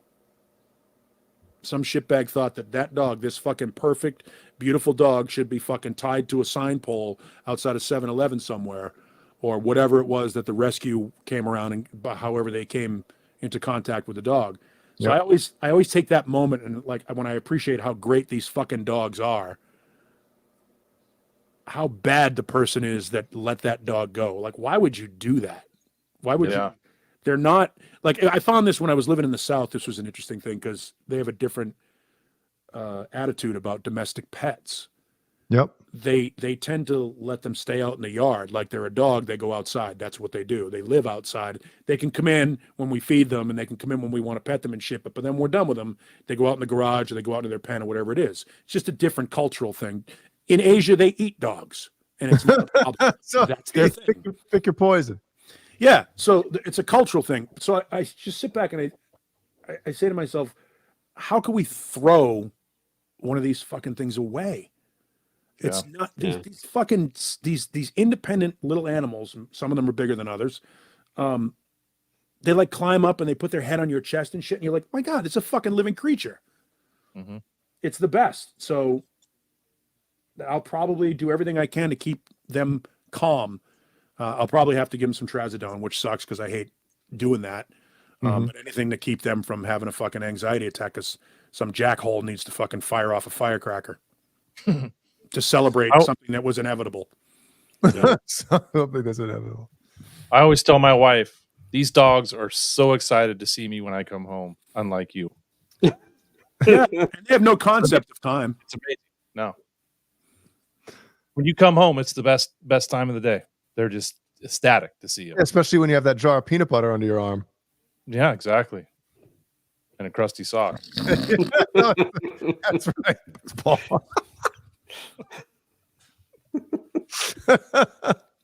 But we got 3 big dogs. They're golden retrievers, but they go outside to go to the bathroom. That's it. That's it, right? They're in the house. They live large. Dude, and down here in the South and shit, like Paul was saying, dude, like these fucking hot summers, man, you're going to keep an animal in the baking sun. What are you doing? Right. Why, like you said, why bother having a fucking animal? Right.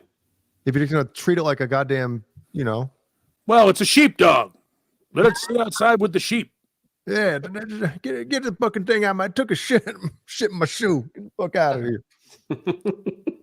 Fucking tore up a pillowcase. I gotta fucking put the boot to him. Yeah, right? Shit, man. People are fucked. No, they're the best. John, I don't fuck my pets. For the record, I don't know that anybody on this show is pro pet fucking. We all just agree. Does it need to be said? It might need to be said.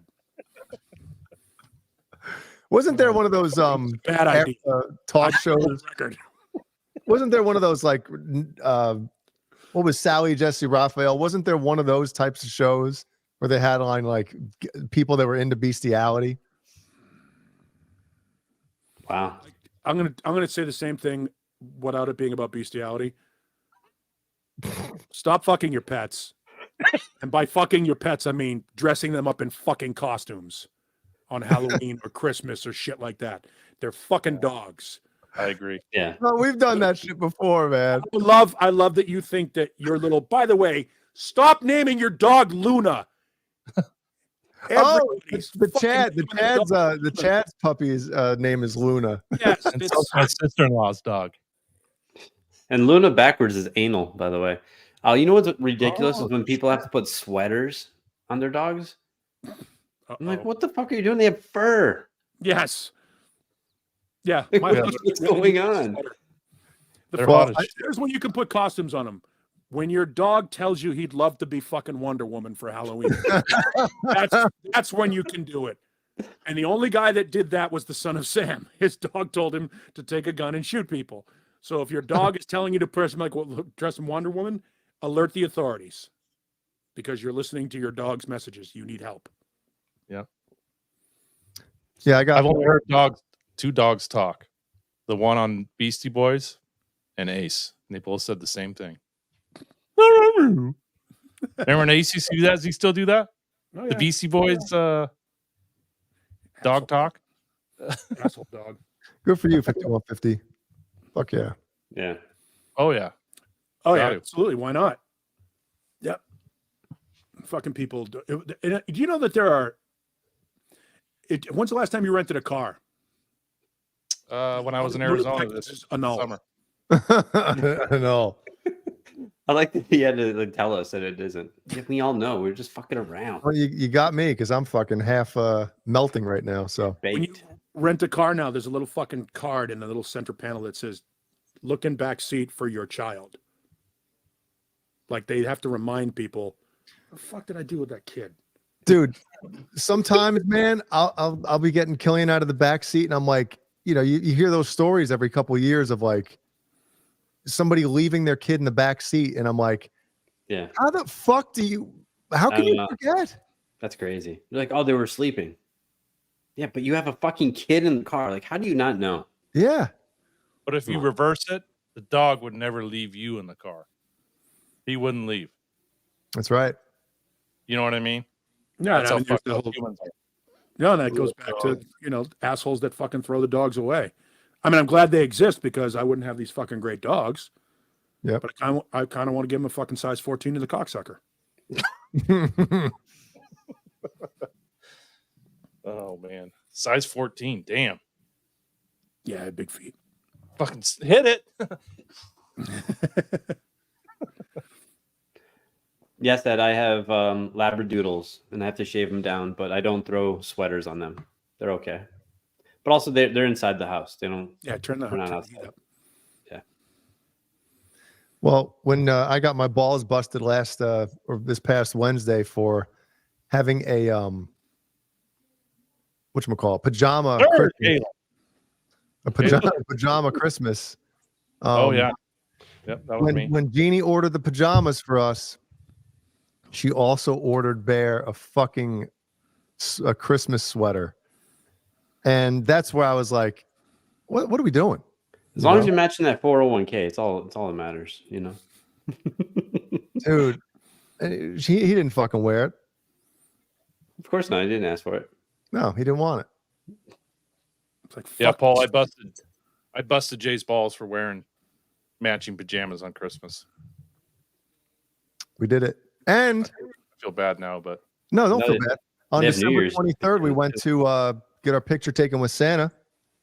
And me, Jeannie, and the kids, we all had the same fucking strolling into Bass Pro with the fucking pajamas on. oh, I thought you said we were going to Ass Pro, not Bass Pro. Ass Pro. I was already there. And What's up, Caleb? It was fucking mobbed. Caleb, are you 33,000 feet up with the Wi-Fi? I think he's at the Gaylord. Oh, Yeah. Good to see you, Caleb. Good luck tomorrow night. fuck yeah. Yeah. Butt scratching. The dogs are fucking the best. But don't They put really them are, man. Don't put them in a sweater. No, and Bear, he's a fucking half golden, half Siberian husky. Like is it Siberian husky? Yeah. Dude, he doesn't like the fucking warm. He has 2 sweaters on as it is. Yeah, dude. He likes it freezing. It could be somewhere between 80 and 100 degrees outside. And Ace will go and lay on the fucking concrete on the back deck. He'll just go out there and lay in that sun. He doesn't give a fuck. Don't put a sweater on those dogs. He's laying on the ground's got to be 140, 150 degrees. I'm not exaggerating. That's how hot the ground gets here. Yeah. And he's stretched out on it. He doesn't give a shit. Yeah, Bear goes out in the summertime and he fucking goes right to the shade. He doesn't want anything to do with that hot. Can't stand that shit. It's true. I tried them on a few weeks ago, R2, R3, actually. Yep. The boner pants? The EVH tights. He puts them on about every 6 months, looks in the mirror, and then takes them off. Yep. Hey, Jeannie, look. Uh-oh. Oh. The cock cam. Shit. The cock cam is back, everybody. Yes. What's happening? That's literally the hotel that I just was talking about in the porn where the guy was choking the chick and spitting her face. Stay there. No, go there. What's happening, dude? Nothing. What's going on? Which one of the bandmates is next to you? Is it Oh, dude, we get our own rooms in this outfit. You get your own room. They all got to stay together. Yeah, they're bunking. No hotel room for the pips. What's up, Paulie? What's going on, Caleb? Good to see you, buddy. Yeah, last time I haven't seen you, but I appreciate the photograph as you're flying over my house. That's nice. Yeah. We got to put them next to each other. There they go. Too funny. A high five. Oh yeah, all right. Looks like Jay trying to put a sweater on a dog. I can't see any chat, so tell me what's going on. That's all right. Rena said Caleb just finished jacking off. No, I'm too tired for that. Too tired. Everyone's impressed by your cock cam skills. Yeah, they're good. There you go. Hi, guys. Well, Caleb, did your gear make it? Yes. All right. There we go. Yep. Plan one. Leaves it right by the door in case somebody wants to break him while he's sleeping. That's the window. It's right. Oh, it's the window? Yeah. The window. They have to get through me to get that. The merch is over there by the door. There you go. Oh, you haul your merch there? Yeah. Oh man, you're dedicated. Yeah. It's gonna be over 1,000 people, so nice. Great. Fuck yeah. So what are you doing tomorrow until the show? Hopefully I can sleep in late, but that I can't sleep in late anymore. I just don't because of my life. And even when I have the opportunity, my body just wakes up. So it sucks. I'm sure you know that, Paul. Yeah. 3 a.m. Yeah, I'm up. Yeah. I'm up at anywhere between 3 and 4 every night, no matter what. That's your body clock is just, and the dogs are also like synchronized to it as well. So I can hear the dogs moving around at that time. And I'm like, oh, they got to go to the bathroom because I just let them out when I get up. Right. So yeah, it's once you get into it, it's tough to break that cycle. Rob, what's up, man? We got Rob Dwarves here. Wow, I've missed this crew. I haven't seen you guys together since the Johnny Bean days. Paul, will you be putting a pick up your nose tomorrow night? Nope. No, I will not. I did have a moment where I remembered that at one point, and I thought, if I had to, I don't know why I was thinking it's probably edible. That'll do it. Because this is literally the size of the pick that I put up my nose, normal size guitar pick. Didn't we give it away? Give it away now? I think we gave it away. Give it But away. if I had to, I'd use a smaller jazz pick. There you go, Jazz 3. Hell yeah. Because that won't get caught past my nostril. So I did actually plan. That'll go straight to the larynx. Yep. Yeah, but it'll be like when you take the spaghetti and you put it through your nose. Yeah. Great party trick. Well, Paul, real quick, a few weeks ago, my dad asked, "Where's Paul been?" Oh, he is. Well, you are his favorite person that is on with us. I think he likes you better than he likes me. So hopefully we get you on a little more often. That's very nice. That's very nice. Caleb, you're second. You're Okay, second. cool. Thanks. Yeah. Hey, that's how you become the biggest in the world. That's how Budweiser became the biggest selling beer in the world, because they're everybody's second choice. Seriously, if that's how you sell more beer than anybody else, because you go into a bar, you ask for whatever beer you want. They don't have it. They don't have it. I'll have a Bud Light. Wow. Boom. That's true, man. Think about it, right? Everybody's second choice. If you I can do be everyone's second Pacifico. choice, you can win. I do Pacifico and then Corona as like the cheap second. So Steve Carmichael. Thank you. The best sound effect ever on the show. I'm sorry. That's BonerJams yodeling. We gotta find where that was live and just play that piece of that clip, of the show when you did that live. Just because I guess I could find out by exporting the drop from my Roadcaster into my computer, and then check the date on it. There you go. It'll be date stamped or time stamped. There you go. You could do that, yeah. Well, I would like to know the statistics on the streams on that show. Probably lowest viewed. Yeah. Oh, absolutely. It was a totally organic moment captured. I loved having muted and just like calling the emergency room on the phone during the whole. Yes, I have a guitar pick lodged in my sinus cavity.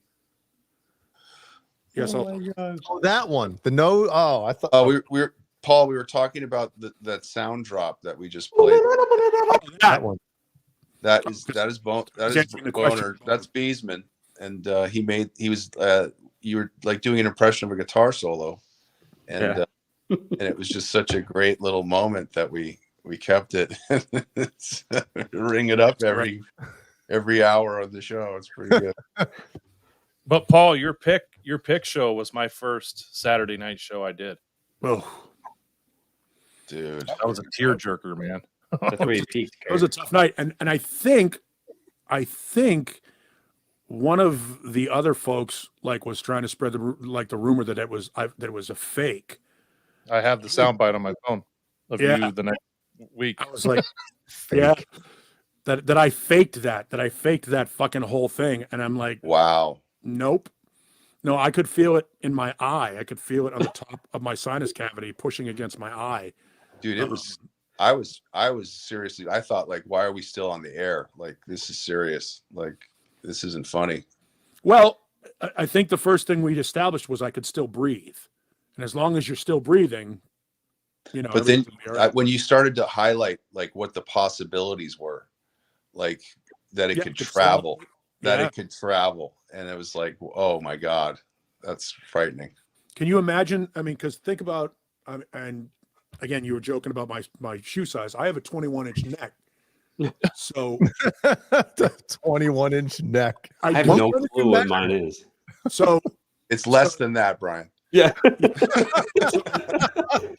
If that thing goes down my sinus cavity and goes down into my throat, take a look at how big a guitar pick is. I mean, yeah. What do they call that? The epiglottis? Is that what they call that flap that allows? Yeah. Yeah. So if that goes down and jams on top of the epiglottis, it's over. I got about 4 minutes. Yeah. You I got got about a 4 permanent minutes. cap. You got a permanent cap. Yeah, live on fucking the air, man. Right? Yeah, but I would have been all over TMZ. And if you guys are watching and you have no clue what's going on, a couple of years ago, Paul stuck up a pick up his nose live, and it was a very interesting event. And it got stuck. All right, Jay, I just sent you the clip. It was in You my got it? face Yeah. Well, does Paul want it played? I don't know if he wants it played on here. It's not the pick. It's actually It's the the next Tuesday when he told someone it was real. Where'd you send it? I just texted to you. Yeah, no, that was not fun. Are we I mean, it was playing a fun. Bean moment on our show? Oh, what? A Johnny Bean moment on our show? Was that Johnny? Were we on Yeah. Johnny's channel for that? We were, right? This isn't the nose, the pick going up the nose. This is on Tuesday when Me laying into Laz. Yeah. Oh God, I don't have anything yet. I remember I was watching that You show. sent it to You couldn't go to somebody else, bed. dude. I don't have that shit. I was angry at that. I was like, "You motherfucker! You have no idea what I was feeling." Coming. I was angry. You on dial up over there, Kurt? I must be. He's on a 14.4. Yeah. I'm on a 14.4. We can't play something from his channel. He'll copyright it. What if you just do the audio? I'll do the audio. Don't have shit yet though. Yeah, it's it must be a big file. Paul, did you already go over any guitar acquisitions or transactions? Yeah, just little stuff that I've really only picked up, like Les Paul stuff, a couple of Les Pauls, and sold a couple off. So, but Jay did ask if I still own the Stripe, and I do. I still have one Ernie Ball left. One. Wow. Yeah. Which one? The purple? No. The red one. The red one. So you did you make a grip on the pink? Yeah. Yeah, I did good on the pink one. Nice. Good for you. I didn't bleed people. I found a reasonable price to let them go. All right, here we go. Let your balls go. Yeah, we're gonna get. Let me know if you guys can hear this. Thing on Saturday night. Why don't you? Yes. There he goes. First, I notice he's in the chat, so I just want to get this out of the way. Music therapy, Laz, go fuck yourself. Yeah. Oh my god. That's a good drop right there. The idea that you would even question what happened on Saturday as being legitimate or fake offends me to no end. Oh no. You have no idea. You have no idea what it was like. You have no idea what I went through, the myriad of emotions that I went through, and for you to mock it is nonsense to me. So, You know what, Paul? Maybe we can. Looking at this video, you look so much better right now, man. Oh well, thank you. You do. Yep. Thank you. Get that. See, was I heavier in that video? Yeah, but just you look just better now. The beard too. Well, the beard's cool, but no, you look healthier and happier now. You just got the Schwarzenegger beard. I like it. It's right here. It's my beard. Come on, do it. Well, you're one ugly motherfucker. It's my favorite line in Predator. You're one ugly motherfucker.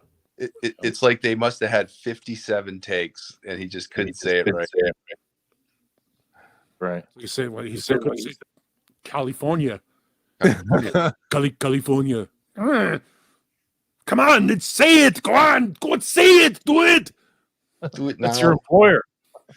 Okay, Caleb. Remember when you said you saw him riding his bike and shit, or when he left the convenience store, wherever the hell you were? Yeah, I was at like a morning restaurant place, and like a cafe. Yeah, and it was surreal to have that person walk in and just see him. I've seen him before around town, but like when he's that close, and that's short. He's not that tall. He's like 5'11". He's not that big. And you think seeing him in movies, he's like fucking 6'4", 6'5", you know? Yeah, but it's still Danny DeVito. Danny DeVito's taller than him. Yeah, in Hollywood, yeah, that's how they do it. But do we still have that picture I sent you guys where it's the over the shoulder? Oh shit! Got to be in the text thread, like way back. Like, Caleb, didn't you try to get him to do a under the bus? So he left on his channel ID on his e-bike, right? And he's riding the e-bike with one other guy. I don't know if it's his buddy or like a security guy. And I fucking tailed him for like 8-9 blocks, and he got to his Suburban. And they put the bikes on the back, and I parked a few spaces away, walked around the Suburban, and I said, "Hey, Governor, do you mind if doing a little shout out for my YouTube my YouTube show?" And he goes, "No," and I just turned around and left. It was such a hard no that it was like, ouch. You idiot. No, just, no, like. It had get lost, go fuck yourself, all that, right? In the 2-letter word. All right. I'm a cop, you idiot. Someone's been in the fucking pool. Pool of what? Pool of piss? No, the fucking pool, like the backyard. Oh my god. The pool's still open? Arizona. Damn. Fucking dog. Did you guys see the way that Cowboys game ended? No. I don't even know the final. Do you want to? Yeah, fuck it. Go ahead. Cowboys won 20. They won 20-19. Goff took them all the way down to tie it, and they went for 2. Oh, they went for the win, and then they got it. And then there was like one of those late flags. We call that false flag. And it was they threw it to an eligible tackle, right? And they said that the other guy is the one that checked in, not him. So it was called illegal touching. Wow. And they called it back. And then they, I think, I'm not sure if there was another penalty, like an offside on Dallas. So it brought it back closer. And then they couldn't complete the pass, and that was the ball game. But it was a shady call. The refs have really put a dent in the NFL the last 2 years. Well, listen. You remember we were talking earlier about the betting and shit, and all the gambling apps and websites now? Somebody put up a thing, basically saying if you don't think the NFL is somehow rigged, and not by the players, obviously, whatever. But somebody put up the amount of money comparing like right before the explosion with the online betting and DraftKings and all that shit, right? Yeah. The amount of money that was spent knowingly gambling on these fucking games to now, and it's like, how could somehow that not leak into getting some of these referees? It's like it's crazy. So I hate to think about it. Nobody wants to think this shit's, and somehow fixed, but the NFL is like the easiest one because there's a penalty on every goddamn play. Let's be honest, Yeah, sure. Yeah, but Goff had like 53 seconds, and he Joe Montana'd them all the way down the field from 20 yards, like 20-yard strikes like 4 in a row, and awesome. Jesus. And then they went for it. And it's like, and then they got it, and then they got taken away. Right? It was just so in Dallas, so shady. Yeah, in Dallas is the 2 words. Yeah, home field penalties. Right. Just yeah. No, there's no conspiracy in Dallas. No, never. All right, here we got Kurt sitting over the. Let's see. Just make sure you're not driving around in a convertible sitting on the back. Yeah. I hear bad things happen in Dallas when that happens. Here we go. I mean, it's weird how he'd say no to this. I mean, he's wearing an under the bus T-shirt, like right, the glow in the dark under the bus shirt. Assholes Look at how creepy. Like, he looks like the fucking Terminator, dude. Yep. Fuck and Margaret. That's such a great shot. Look at the left side of your head, Caleb. What? Paul, you're putting you in the camel clutch. Spinning camel clutch, the Boston crab. Oh The god. fucking Colonel's bucket. Jesus. That's what you took from that shot? No, You're supposed behind- to be looking at me, assholes. There's one more, Jay. Peter North on the Us. Oh, the next shot. It's fun. Let's see. Arnold. They sent a 74-year-old Terminator back in time. Compression socks. Yeah. Yeah, but his legs are still in amazing shape. Oh, yeah. God doesn't skip leg day. Nope. Is he wearing shape ups? I mean, it's crazy. That man had the gnarliest body of all time. Oh yeah. Ages of motherfucker. I'll say it again. Watch that Netflix series. great. It's great. It's great. It's really good. Well, the way he fucked with Ferrigno in Pumping Iron is great too. Yeah. Ferrigno was bigger, but he was a little less cut, and he was so unsure of himself because Arnold just mind fucked him the whole time, telling him how swole he was, how big he looked. Ooh, looking very big today. Looking very good. You're looking good. I don't. And fucking Ferrigno's like, I can only hear a couple more.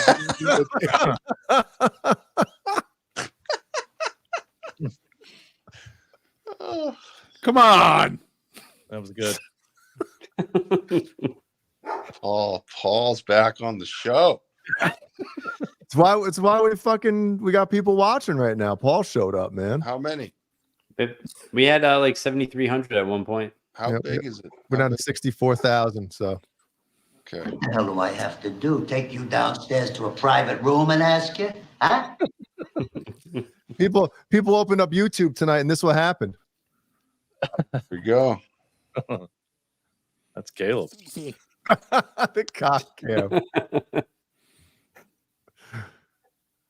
Oh, that's good. Yeah, thanks everybody for watching tonight. This bullshit we put together. Mm-hmm. Thank you, everyone. I gotta let the dog out. I'll be right back. That's not All right, code buddy. for anything. I literally gotta let the dogs out. Oh well, we were about to wrap things up, but Paul has to leave for a second. He'll be back. He'll be back. We'll just everybody. We should split and just leave him on there by Leave himself. it. Yeah, solo. Jay started the show out with Paul. The empty chair. Yeah, Paul started the show tonight, Caleb. Oh, sweet. Just him. I gotta check it. We threw him to the fucking fire. So Yeah, Jay, Caleb what are you on doing that. tomorrow? Sorry, Brian. Hold on. On the Arnold Schwarzenegger documentary, I liked the part where they were going back and forth with Sylvester Stallone on the who's doing the bigger movie, who's got the bigger guns, who's got more oil on their body. Like it was a competition in the 80s between those two. Jeez, I gotta take a leak so bad I can taste it. God, we're losing everybody. Yeah. No, it's really well done. And I was impressed. It's it's a very, very intelligent person and comes from nothing. And wanted the better life and went and got it. It's pretty crazy. So Now Stallone did one. I don't know if it's on Netflix or if it's on Amazon Prime, but he just had one that came out in like early November. It's pretty good too. Check it out. Yeah, really Check that digs out. deep into the Rocky thing, which is one of the best, in my opinion. But that's cool. So tomorrow you got sound check. Sound check, yeah. What time? Oh, we're opening, so we sound check last, so we'll be probably around 5 o'clock. And Nice. Yeah, should be fun. It's going to be fun to play for a lot of people and hopefully win them over, and we'll keep coming back here. It's kind of like an audition. So we've played here twice already. We played here twice already, but they want to really put us in front of a huge crowd here. So, and this is the night to do it. So it's great. Yeah. Hey man, good luck. It's gonna be exciting. You never know who's going to be in that crowd. Who's headlining? Caleb? It's like a Boogie Nights type band who's local. They're called The Freak, and they have a really big following in this area. I think most of Texas, actually. So they kind of do this every year, I think, here. So, or the last few years. Well, hopefully that happens for you guys as well. Yeah. Yeah, it'd be great. And there's a DJ doing something in the middle, right? Yeah. Oh, yeah. Oh, yeah. All you motherfuckers stand up. Yeah. That happened here on the Super Bowl weekend last year. Dave Matthews played on Friday night. And Antichrist. Yeah, he's something. But the band is fucking tight. They're so good. Oh, yeah. Band's amazing. Yeah. Band's real good. Super good. Like I wouldn't say jam. I wouldn't say they're a jam band, but they are a fucking tight band. You know, like the late night band. You know what I mean? Like that kind of tight. But for the first 20 minutes before Dave Matthews came on stage, it was a fucking DJ, and oh my god, it was unbelievably annoying. Are you going to the college championship? Were they hitting the? Of course they were. No one hear everybody scream! Oh my god! I'm going to be in Vegas on Super Bowl weekend. Oh, are you going to the game? I don't know yet, but He's I'm going. DJing it. No, I'm going up to see comedians actually at the MGM Grand the night before. But I was like, well, fuck it. We don't even know who's in the game. By the way, Niners and Browns. Write it down. Wow, Browns. Wow. You're going Browns. That Browns team looks like the 2000 Ravens team. Defense. The defense is solid. The defense is solid, and they have just enough offensive firepower. And Flacco is the difference. And they're hot. They're going to the playoffs. Well, they're going to go to the playoffs hot, man. Right now, right now, Buffalo is beatable. Kansas City is beatable. Those are the two teams I would worry about outside of Cleveland. You know what I mean? Like if you're Cleveland right now, the path is clear. Cincinnati's out of it. Buffalo's beatable. Kansas City's beatable. What a ship. You can walk right in. Yeah. So are they like beating? Flacco Are they walked beating San Francisco? No. San Francisco, when healthy and playing mistake-free football, nobody beats them. And that kid's in his second year. What, Purdy? Yeah. Yeah. He's still. I mean, despite his fucking turnover problems, which can be fixed, that's a timing thing. If you take that out of the kid's game, he's phenomenal and consistently phenomenal. Yeah, Baltimore doesn't look Baltimore either. Baltimore's beatable. I think he meant does not look beatable. Oh yes, they are. Yes, they are. Lamar Jackson will fumble. His ball security is an issue. They lost on Christmas, right? No, they beat the Niners. They came back. Do you think Lamar will ever win the big one? No, I don't think so. I mean, if we're going to get into sports, everybody that plays that position, the way Lamar Jackson and Patrick Mahomes, all those guys, they have a limited shelf life. Mahomes was good. He got it early because 2 or 3 years into it, they figure you out. None of those quarterbacks that play like that, whether it was Pat Hayden, Steve Young, none of those guys do it for sustained. Randall Cunningham, Warren Moon, Steve McNair. Nobody did that on sustained. Russell Wilson. Cunningham actually lasted the longest because he was smart enough to realize, okay, I got to change my game and be able to play in the pocket too. Cunningham had something that these other guys don't have, and that was he could read a defense. He had a fucking howitzer for an arm, and he could run. Yeah. All right, real quick, tell me how many we lost. Just kidding. 4. It's 4. Sports talk. Well, usually whenever we talk sports, we the counter just drops. And not in a good way, not like panties, like Beesman says. You know, we don't. Yeah. Yeah, Patrick Mahomes has no receivers.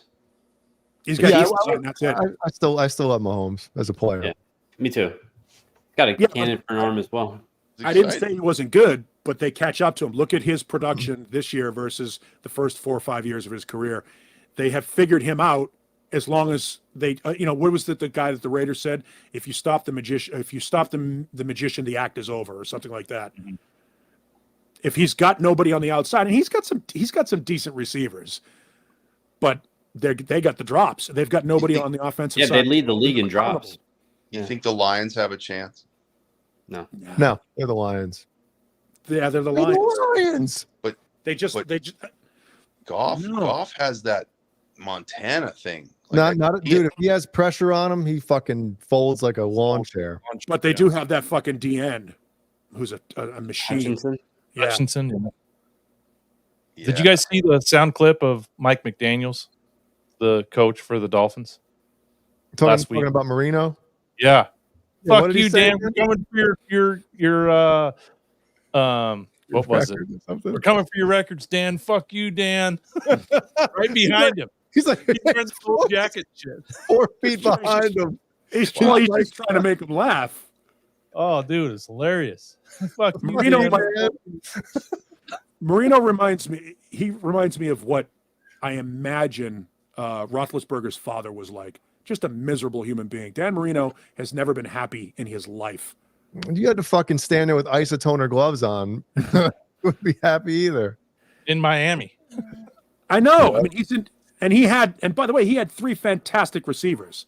Oh yeah, Marx Brothers. The Marx Duper. Brothers. Yep. Duper Clayton. Yeah. Hey, he beat the Bears. Yeah. What's weird is when you go back to the 85 season, right? That week 13, Monday night, Miami beat Chicago in Miami. The AFC Championship game that year is Miami and New England. You'd think now the NFL, I guess it wasn't rigged back then because there's unless they wanted the Bears to win that bad, like we can't put them against the fucking Miami again. But that would be the matchup right there. You got to make it happen. And somehow New England, Steve Grogan gets it's like what? Or was it Tony Eason? Either one, because the Bears I think killed both of them. Right. Fucking 3 plays or 5 plays. Ditka should be fucking run out of town on a fucking rail for not giving Walter Payton a fucking touchdown in that game. Yeah, well, they tried a couple times. That is an absolute travesty. Yeah. You put up 46 fucking points and none of them were from arguably the second greatest running back in the history of the sport. Well, you could say arguably the greatest too. You know. Here we go. Who's the greatest, Paul? Jim Brown. Well, Jim Don't Brown. say okay. I was going to say don't say Emmitt Smith. Jim Brown followed by Barry Sanders. Actually, Yeah, I've never seen anybody move like Barry Sanders. Nope. If you're going strict running back, in the bedroom. I would choose Barry over, run. But I mean, you got to think of Walter, like everything else he did on top of that, right? He was a On a complete shitty football team. player. See, the thing with Barry Sanders and Walter Payton, for the majority of their career, they played on shitty teams. Yep. Yep. You know what sucks? Imagine if you're a Lions fan, think about this for a second. You had one of the greatest running backs of all time, a guy named Billy Sims. Yeah, that's right. Followed by one of the greatest running back, if not the greatest running back of all time, Barry Sanders. Followed by one of the greatest wide receivers to ever fucking put him on. Yep. And you never won dick. Never won dick. You never won. And these are guys that you build teams around, that the league had to scheme around. Yeah. And you won nothing. And both of them, when you think of Barry, remember he retired probably a year early, right? Yeah, he got out when Emmett should have got out. Yeah. You know what I mean? He was top of his game and leaving him wanting more, baby. And same as what's his name, the wide receiver you just talked about, Calvin Johnson. He retired early too. It's like almost like they knew they weren't going to win, so it's like, why kill myself again, and for nothing, you know? If you're a fan, I mean, it's just got to be the worst. Yeah. I mean, I've been following the Raiders since I was a kid, and it's been 30 something years since the Raiders were at 40. It'll be 40 this year. You think the head coach threw the game? The Super Bowl? No, I was at that game. Did you ever read the whole conspiracy behind that? What was the coach's name? Callahan. Yeah. No, Callahan is a fucking moron. Tommy Callahan. Didn't they say that he came into the fucking meeting room like the day or 2 days or 3 days before the Super Bowl and was all of a sudden like changed the entire game plan? Like out of nowhere. And the whole team, the whole offensive team was like, what? Yeah. No. I was there listening to John Lynch call the fucking plays as soon as they lined up. Yeah. As soon as they lined up, they knew whatever, because Callahan didn't change any of the terminology. Right. So he knew from the formation. Yeah. So he knew from the formation. Gruden, he's using my playbook. I know how to beat my playbook. It's fucking insane. It was insane to watch. Frustrating as hell. Mark Davis, well, who knows if he really fucks, but that haircut does. Mark Davis sucks. I mean, he's going to sell when his mom dies. I can't remember. I told Jay the number, how many coaches they've had in the last 20-some years. Yeah, they go through, and they're going to fuck this one up too. They'll fuck it up. They'll fuck it up and take a run at Harbaugh, and somebody else will hire fucking Antonio. But we'll see. Antonio, there's some weird Compton shit going on with that. Straight out of Compton. Yeah, there's some strange shit going on with that. I think Orianti's going to be coach next year. Topless. He wants to get Gruden back. Does he really? Yeah. Why though? John Gruden. Was he really, last gasp of Raiders glory. Stupid. It's just so sucks dumb. rooting for a team. I mean, Brian and I are both Bears fans, and it's like every time there's turnover, whether it be a new quarterback, which is all the fucking time, or a new head coach, new GM, there's always that glimmer of excitement. Okay, well maybe this time they'll get it right, even though it's not gonna go right. It's not, but there's that hope for like a year, and then you just see the fucking dominoes. The same shit happens every fucking time. It's true. It's like we should have known. Yep. There's how many? 30 teams? 32? 32. It's tough. There's a lot of money. That's a lot of money to spread. Because remember, they all take part in revenue. It's revenue sharing. Yeah. So they all get whatever that TV deal is, and whoever's game jersey is selling, all that money gets thrown into a pool and divided by 32. Hey, when did team or player jerseys explode into the marketplace? Because you watch, Kurt and I were talking about this, right? 2000s. And it's like when you watch those old 80s games and shit like that, and obviously before then, you see maybe like your team's a guy wearing a sweater or something, or a kid wearing a hat. Starter jacket. Remember those? Early fucking 90s. Those were the shit, man. No, they had those T-shirts in the 70s. They were kind of game jerseys. They were in the team colors. They had the team, and it would say like Houston Oilers. It would say Oilers across the front. Yeah. If you didn't know, and the number 34 for Earl Campbell, and then on the back it would say Campbell. So that was in the 70s. I had a Lewis Lips. This is probably 87, 86, 80. I had a Lewis Lips 3/4 Steelers shirt. I have no idea who the fuck Steelers. Not even Lewis Lips. So yeah, it was kind of like a T-shirt jersey. But when did it really become big? Watch a game nowadays. Everybody in the fucking crowd is wearing a jersey. He played on a line with sink ships, right? Sink ships. Loose lips and sink ships. Loose lips. I remember my friend loved the Redskins, now the Commanders, obviously. With the posse. So he had like Art Monk, what were the other two guys? 84 Gary Clark. Yeah, Gary Clark. And who was the other one? There was three. Clayton. Clayton's on the Dolphins. Sorry. Dolphins. They'll come to me later. But anyway, he had all the shirts. I remember that. He was like the first person that would have team shirts, and he had the posse's shirts. My favorite receiver was John Jefferson. What? From the San Diego Chargers. Yes. He was the first guy to do one-handed catches. Sickness. He made the best catches like in the late 70s, early 80s. Just sickest catches ever. I remember when they called when they started calling. Well, they probably did it after before me that, but in the 70s when they started calling the Cowboys America's team, I remember everybody liked the Cowboys and Steelers because they were in all the Super Bowls, and you knew every player on every team on both of those teams. Yeah. Like you could remember all of them, and it was like that was the first time I started recognizing players as individuals and thinking, oh yeah, I'd wear that jersey. You know what I mean? Like Stallworth.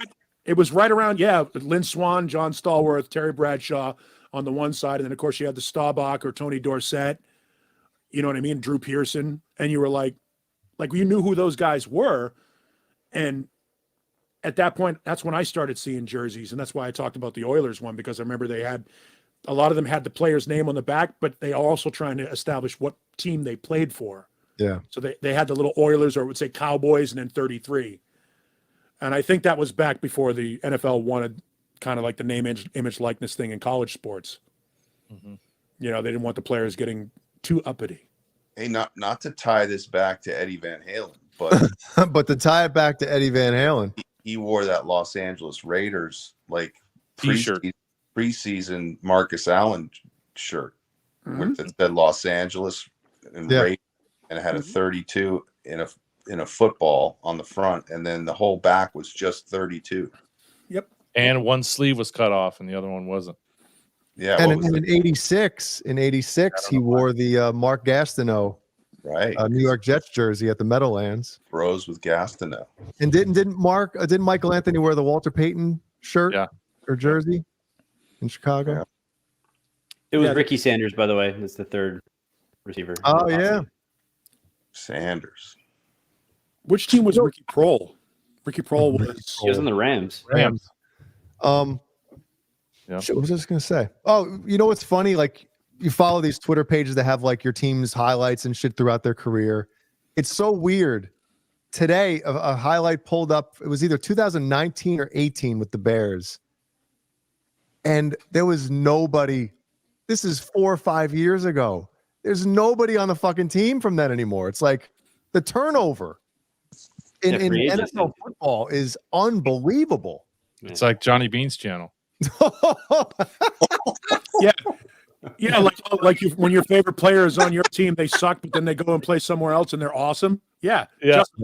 As a Mets fan, that happens a lot. And the exact opposite too. A player is awesome on another team. They sign with the Mets and they're dog shit.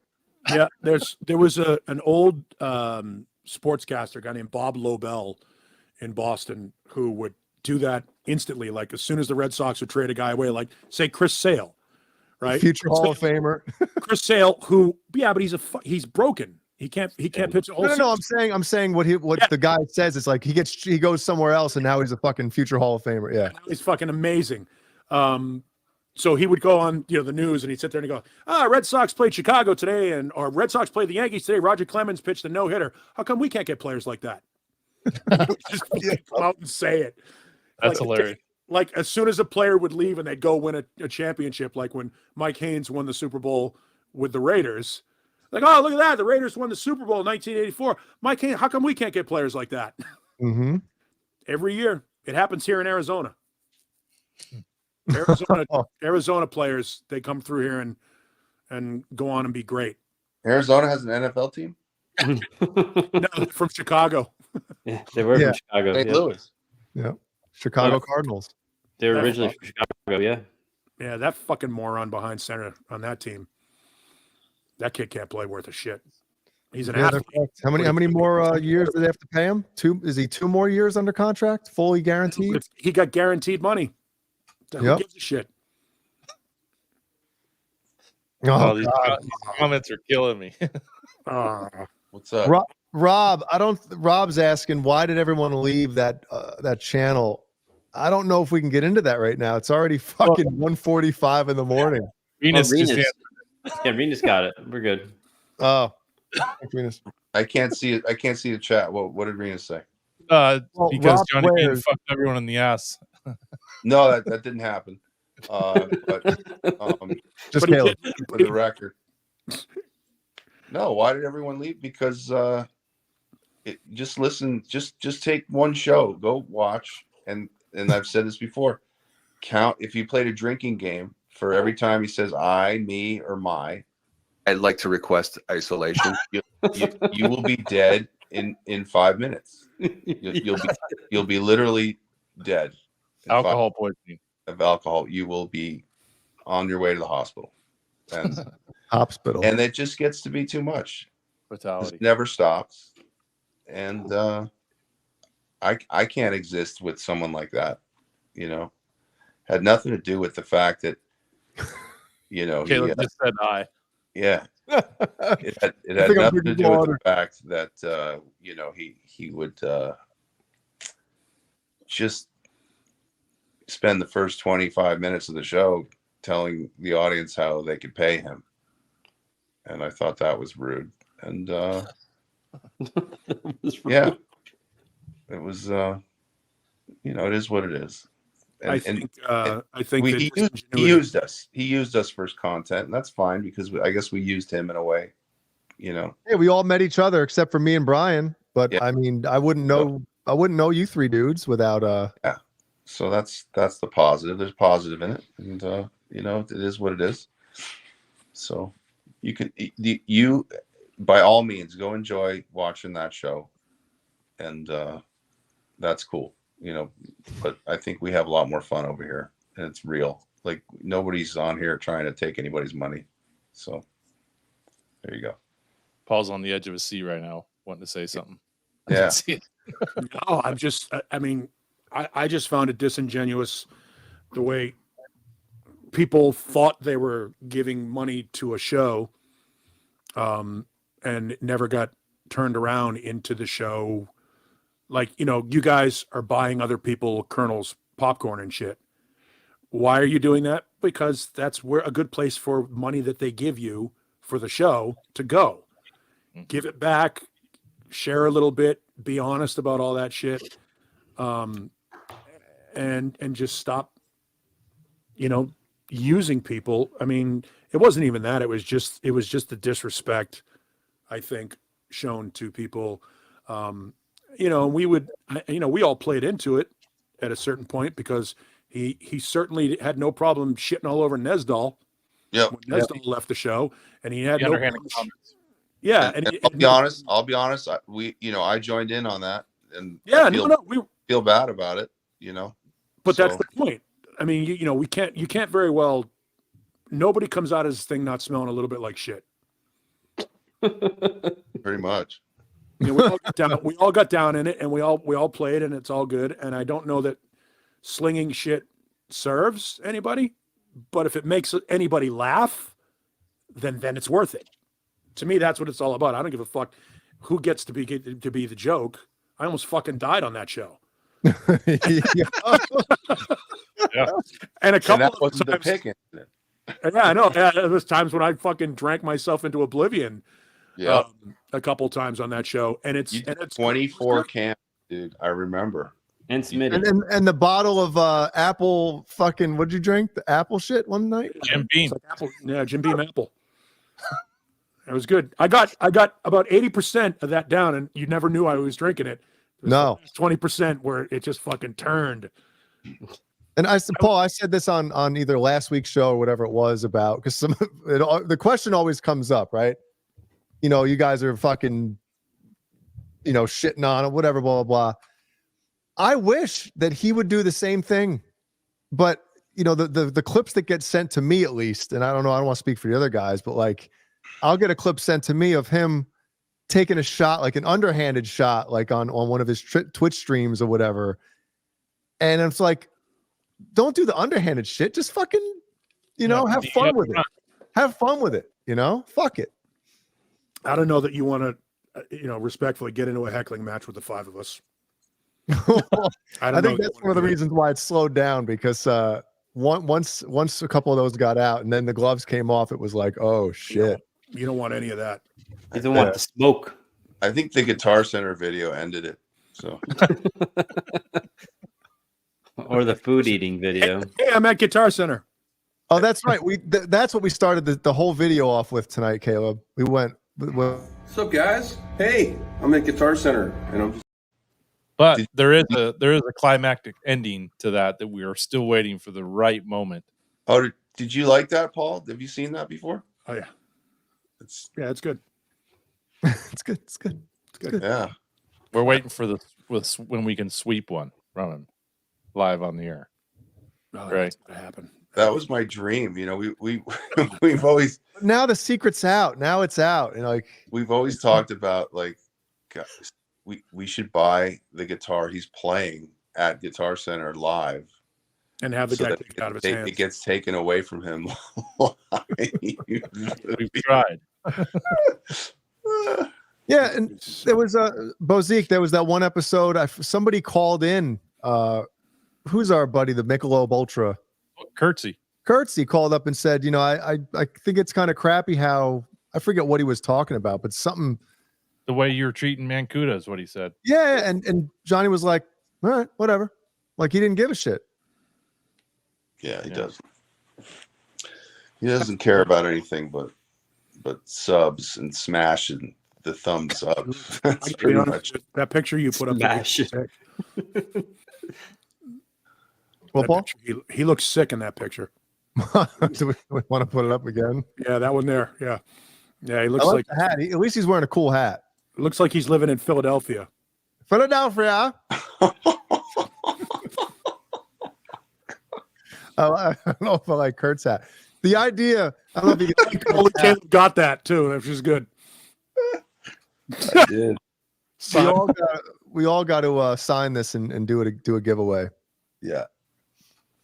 But notice how Kurt took fucking 3/4 of the goddamn hat. So look at this. We got all kinds of room. Yeah. You gotta send that around the country so we can the cartoons are great. Return shipping that thing. Caleb, have you had that issue yet with if you guys sign like an autograph poster or some shit like that, and one of the band members signs it right in the middle, like half the front of the whole poster is like one band member, and it's like, the fuck is he doing? Like some asshole did that to your yearbook. I'm like, what are you doing? Yeah, I wish. L, like the little Shirley L. Now I got to do Rappaport. Here we go. Sorry, guys. Yeah. No, haven't had that problem yet. So. You got to buy another poster for the rest of the band to sign. And just to go back and shit on the other guy for a second, I also hate how he fed like a fucking vulture on the corpse of anybody who passed that was famous. Yeah, that was it for me. It hasn't stopped. That was my. Yeah, I know. He did a Cody Van Halen show. Are you fucking kidding me? I gotta go live. Nothing but Cody. Yeah, Eddie's former dog died. I gotta go live. This just he knew Cody. Buckwheat has been shot. He knew Cody, right? Yeah. I know him. He knows me. Yeah. We talked back and forth. I told him to sit once. Cody liked a bunch of my comments. Yeah. Where's Kurtzy? Kurtzy's somewhere watching the show, drinking a bunch of Michelob Ultra. Yeah, he texted me Wednesday. He was watching Wednesday. Nice. What's up, Kurtzy? Yep.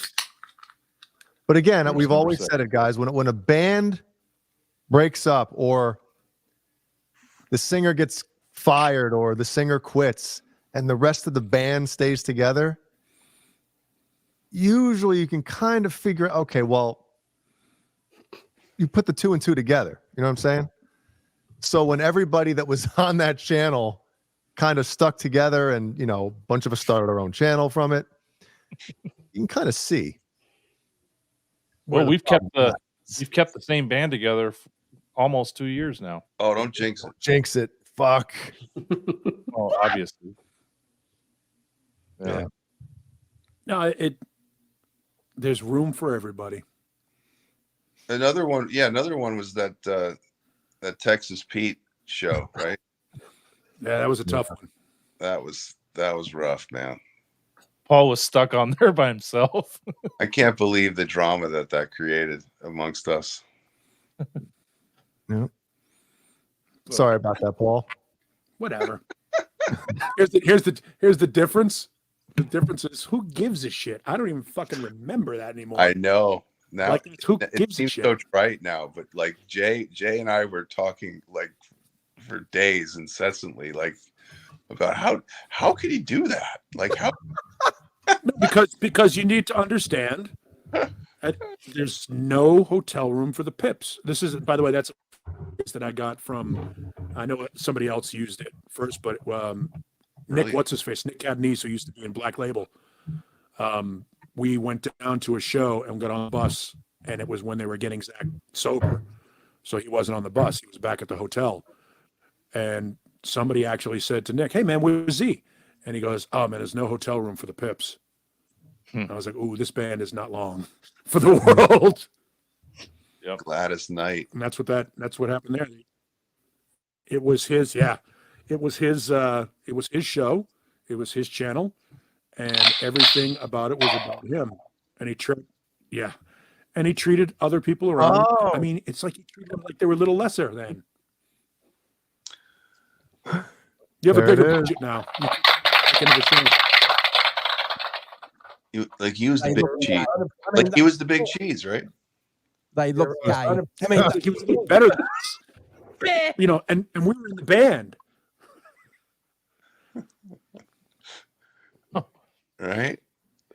It's like talks about dreams and stuff. I'm a senior.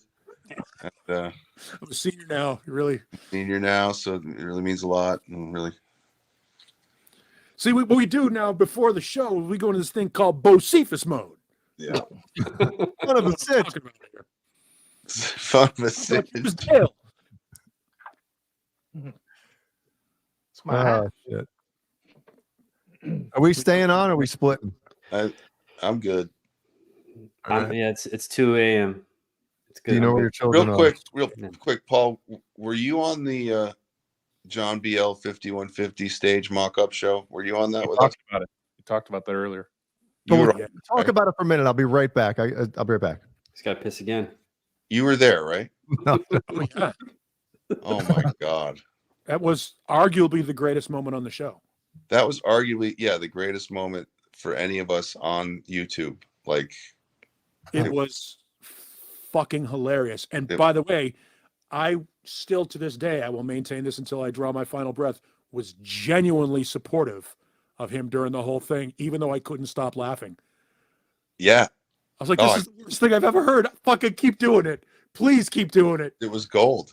It was absolute gold. And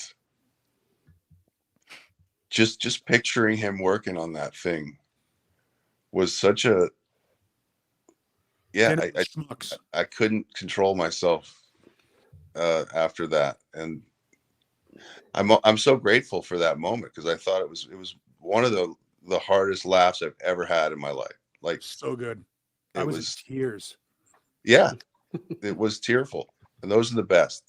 So, oh yeah, Dane and the Domino's Pizza was another good moment. Yeah. Or the night Dane got so mad he quit. He was pissed because everybody was shitting on his girlfriend. Yeah. Oh yeah. Yep. But he was like, he fucking started that bowl down the hill.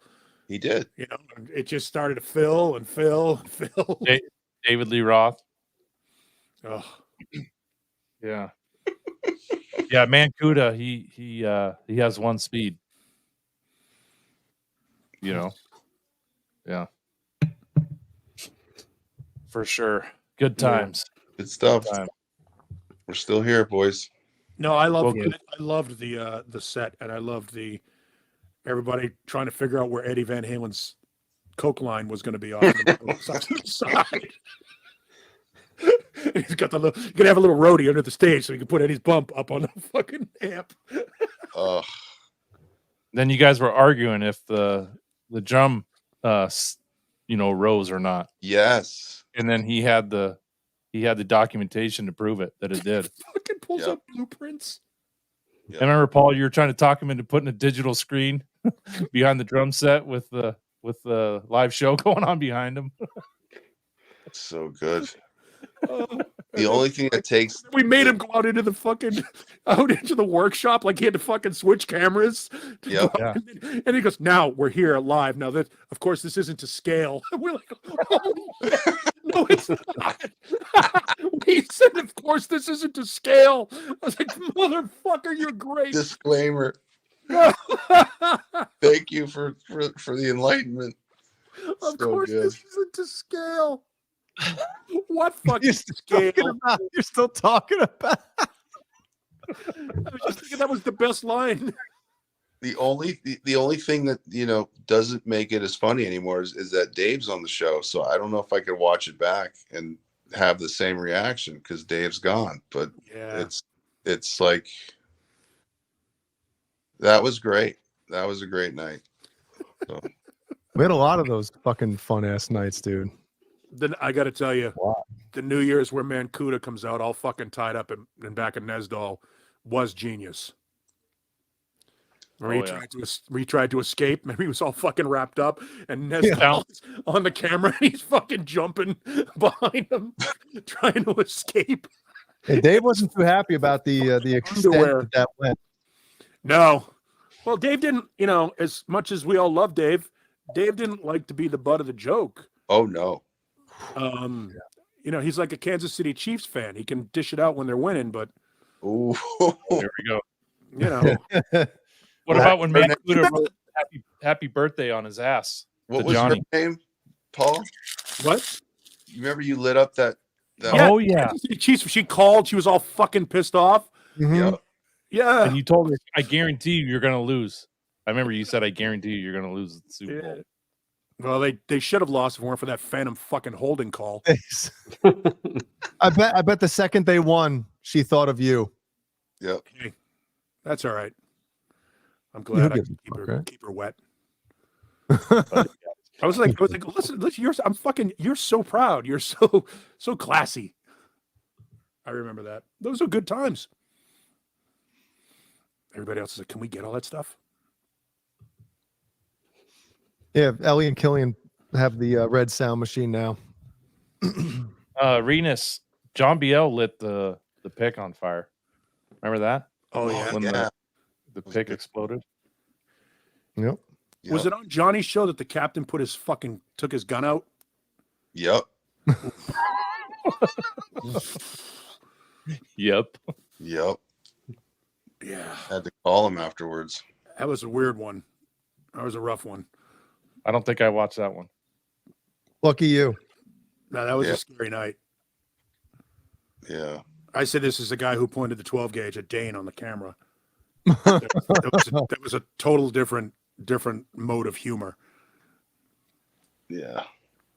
But good time. I hope Michael's good. Captain. Yeah. The captain, everybody. Anybody heard from him? Well, he was in that text thread about the reunion show and said he was in. Yeah. Rob Johnson was out after the third anal comment. Yeah, 3 anal comment limit, right? 3 anal limit. Yeah, that was a good one. I don't even know Rob. Like, I've never met Rob. I didn't know him, but I can tell that was a little much. Yeah. Like, Mancuda's an acquired taste, and I don't think he's Rob Johnson's taste. Yeah, Rob was out. Yeah, Mancuda's like a fire hose all the way open. Yeah.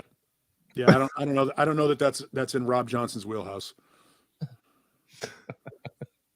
I don't know if we could have Rob on anyway, because it would have to be a Van Halen guitar show. Yeah. The whole thing. It's Rob Johnson, that's right. Rob's Johnson.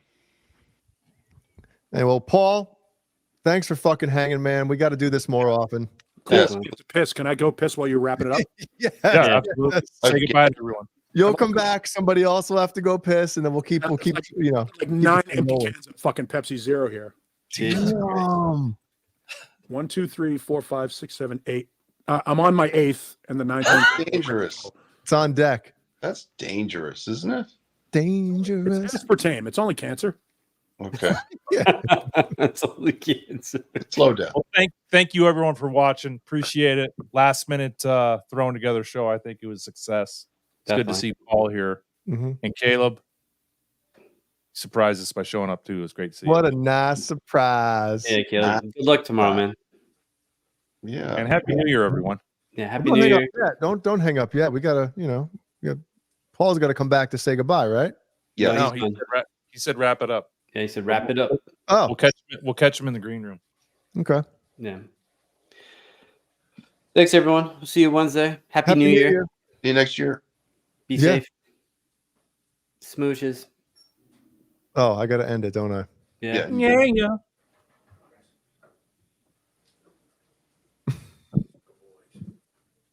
What's going on over there? All Dave, all night. Happy New Year. Listen, you smell that? Bye, Dave. Sign us off, Paul. Say bye, Paul. Bye, Paul.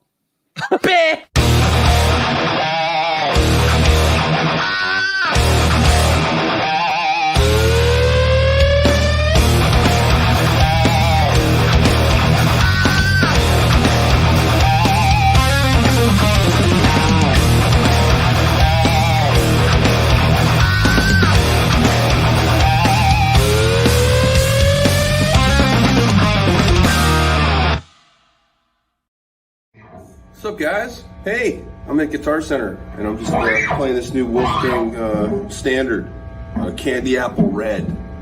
And it's got a roasted neck, Floyd Rose tremolo, Wolfgang pickups, and it lists for $749.99. Let's give it a whirl. I'm going through a Stealth 5150 50 watts in a the 5150 iconic 412 cabinet.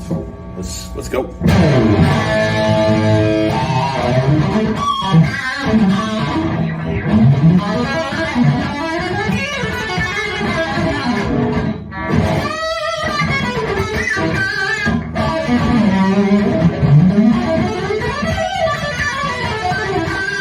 Man, this is awesome. This is awesome. Wow. Man, I want one of these. Man,